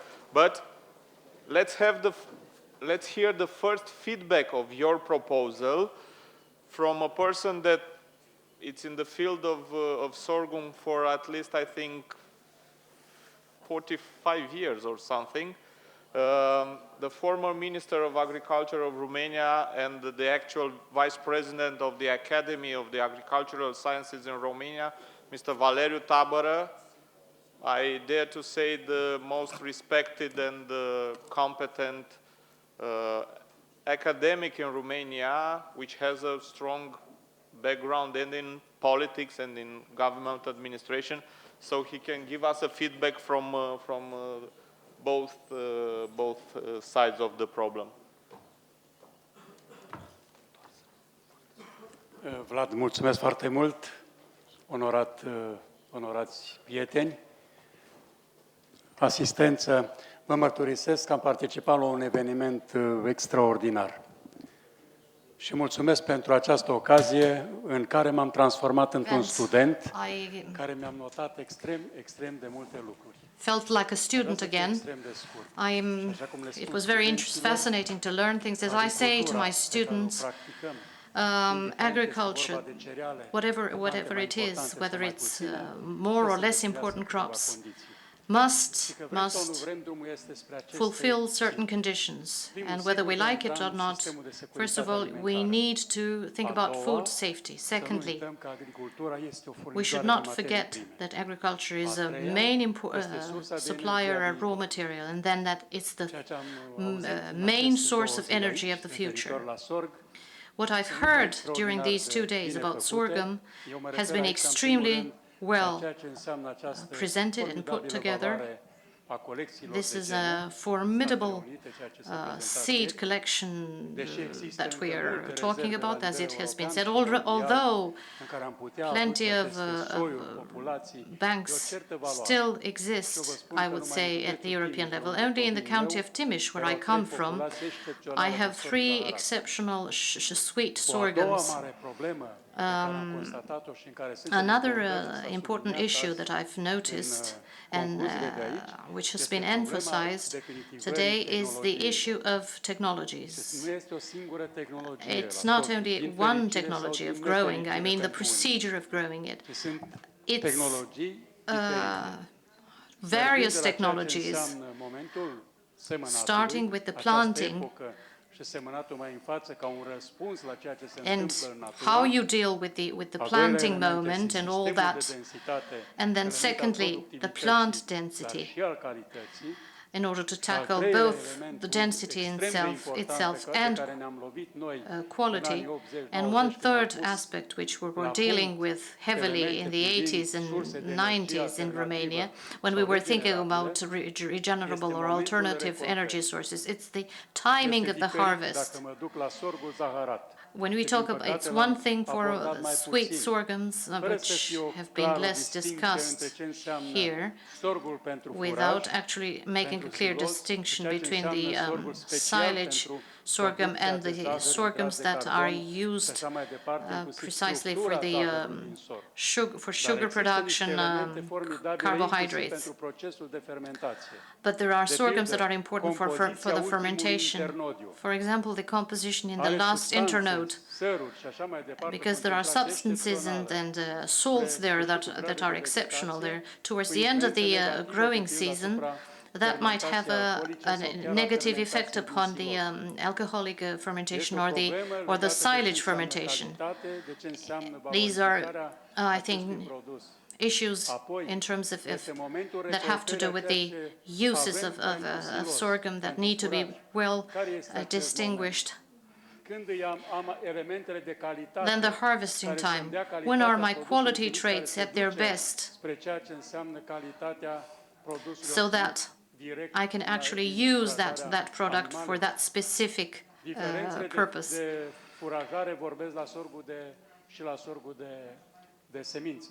The same thing for the grain sorghum. And another aspect which I think hits the farmer the most, and which tend to be overlooked both in Europe and apparently elsewhere. Agriculture must tackle the climate changes as well. And there's an important question here. Is sorghum an important competitor to maize, or is it a complement to maize? That is a question. Do I actually start aggressing, so to speak, maize in good areas for maize, or do I come up with sorghum that works best in regions where maize or other crops do not do well? We have talked a lot, and I think that the tannin content was too high. But the gentleman who talked about the sorghum as raw material for beer,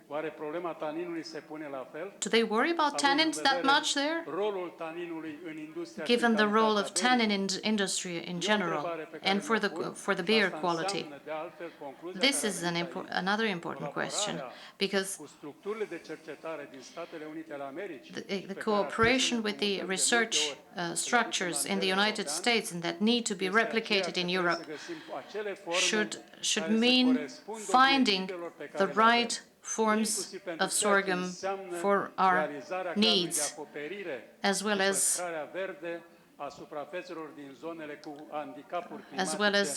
maintaining the green areas green and wherever we have moisture deficits and so on, without being too long. I was also asking about the role of EFSA in the political and economic decisions. If things do not change, and I'm talking from my own experience, we will not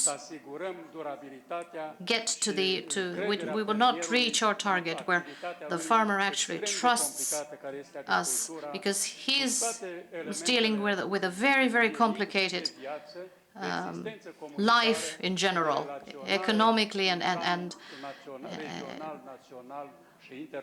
agriculturally speaking. Not only the market will solve issues. We produce about 1 billion tons of wheat, for example, and it is not enough. A French minister was talking about the transparency of stocks. I don't want to go into that kind of discussion, but the role of research is very important, because we are the ones called upon to respond to certain measures that are key to what is being discussed in those big summits out there. Now, in terms of the heavy metal discussions and all sorts of discussions that agriculture has to put up with, we have problems with livestock farm residues.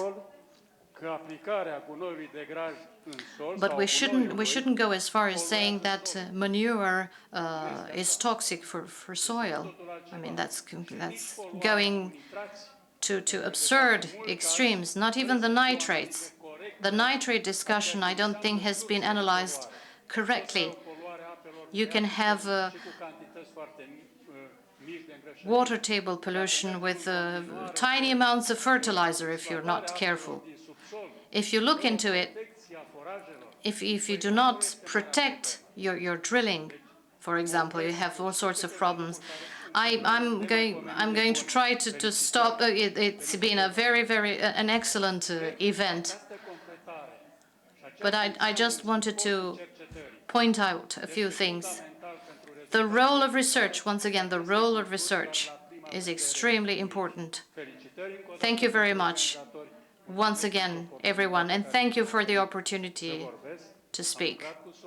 I have worked with sorghum. I know its pluses and minuses, and I think we need to put all those in order and see what can be done with it throughout the whole chain. Thank you very much.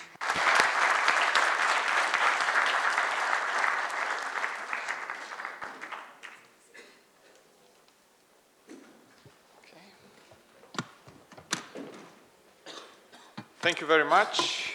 Thank you all once again. We wish every success to Sorghum ID. This concludes the first Congress, European Sorghum Congress. We look forward to see you in 2008 for the second European Sorghum Congress. 2018.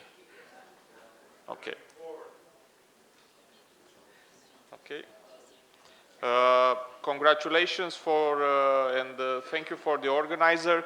Thank you very much for your interest and your kind attention. So we'll have the shuttle to airport service starting from now. The journalists and everybody who is interested to ask questions to the organizer or to have a dialogue with the farmers and the companies and academics and other participants can do that in the lobby. We'll have a lunch buffet starting from now, I think. And at the brasserie, so it's not in the lobby, okay, so it's at the brasserie. Brasserie Paris. And once again, thank you very much. Me personally, I'm very satisfied that this first European Congress for sorghum happened to have a very, very clear conclusion. And this one is that Europe, hopefully in a couple of months, will have a very structured, light, and way good communicated strategy for sorghum in the benefit of farmers once, and with the local communities twice, and for the countries that they are part, the farmers and the local community. Thank you very much. Have a safe trip home. Thank you.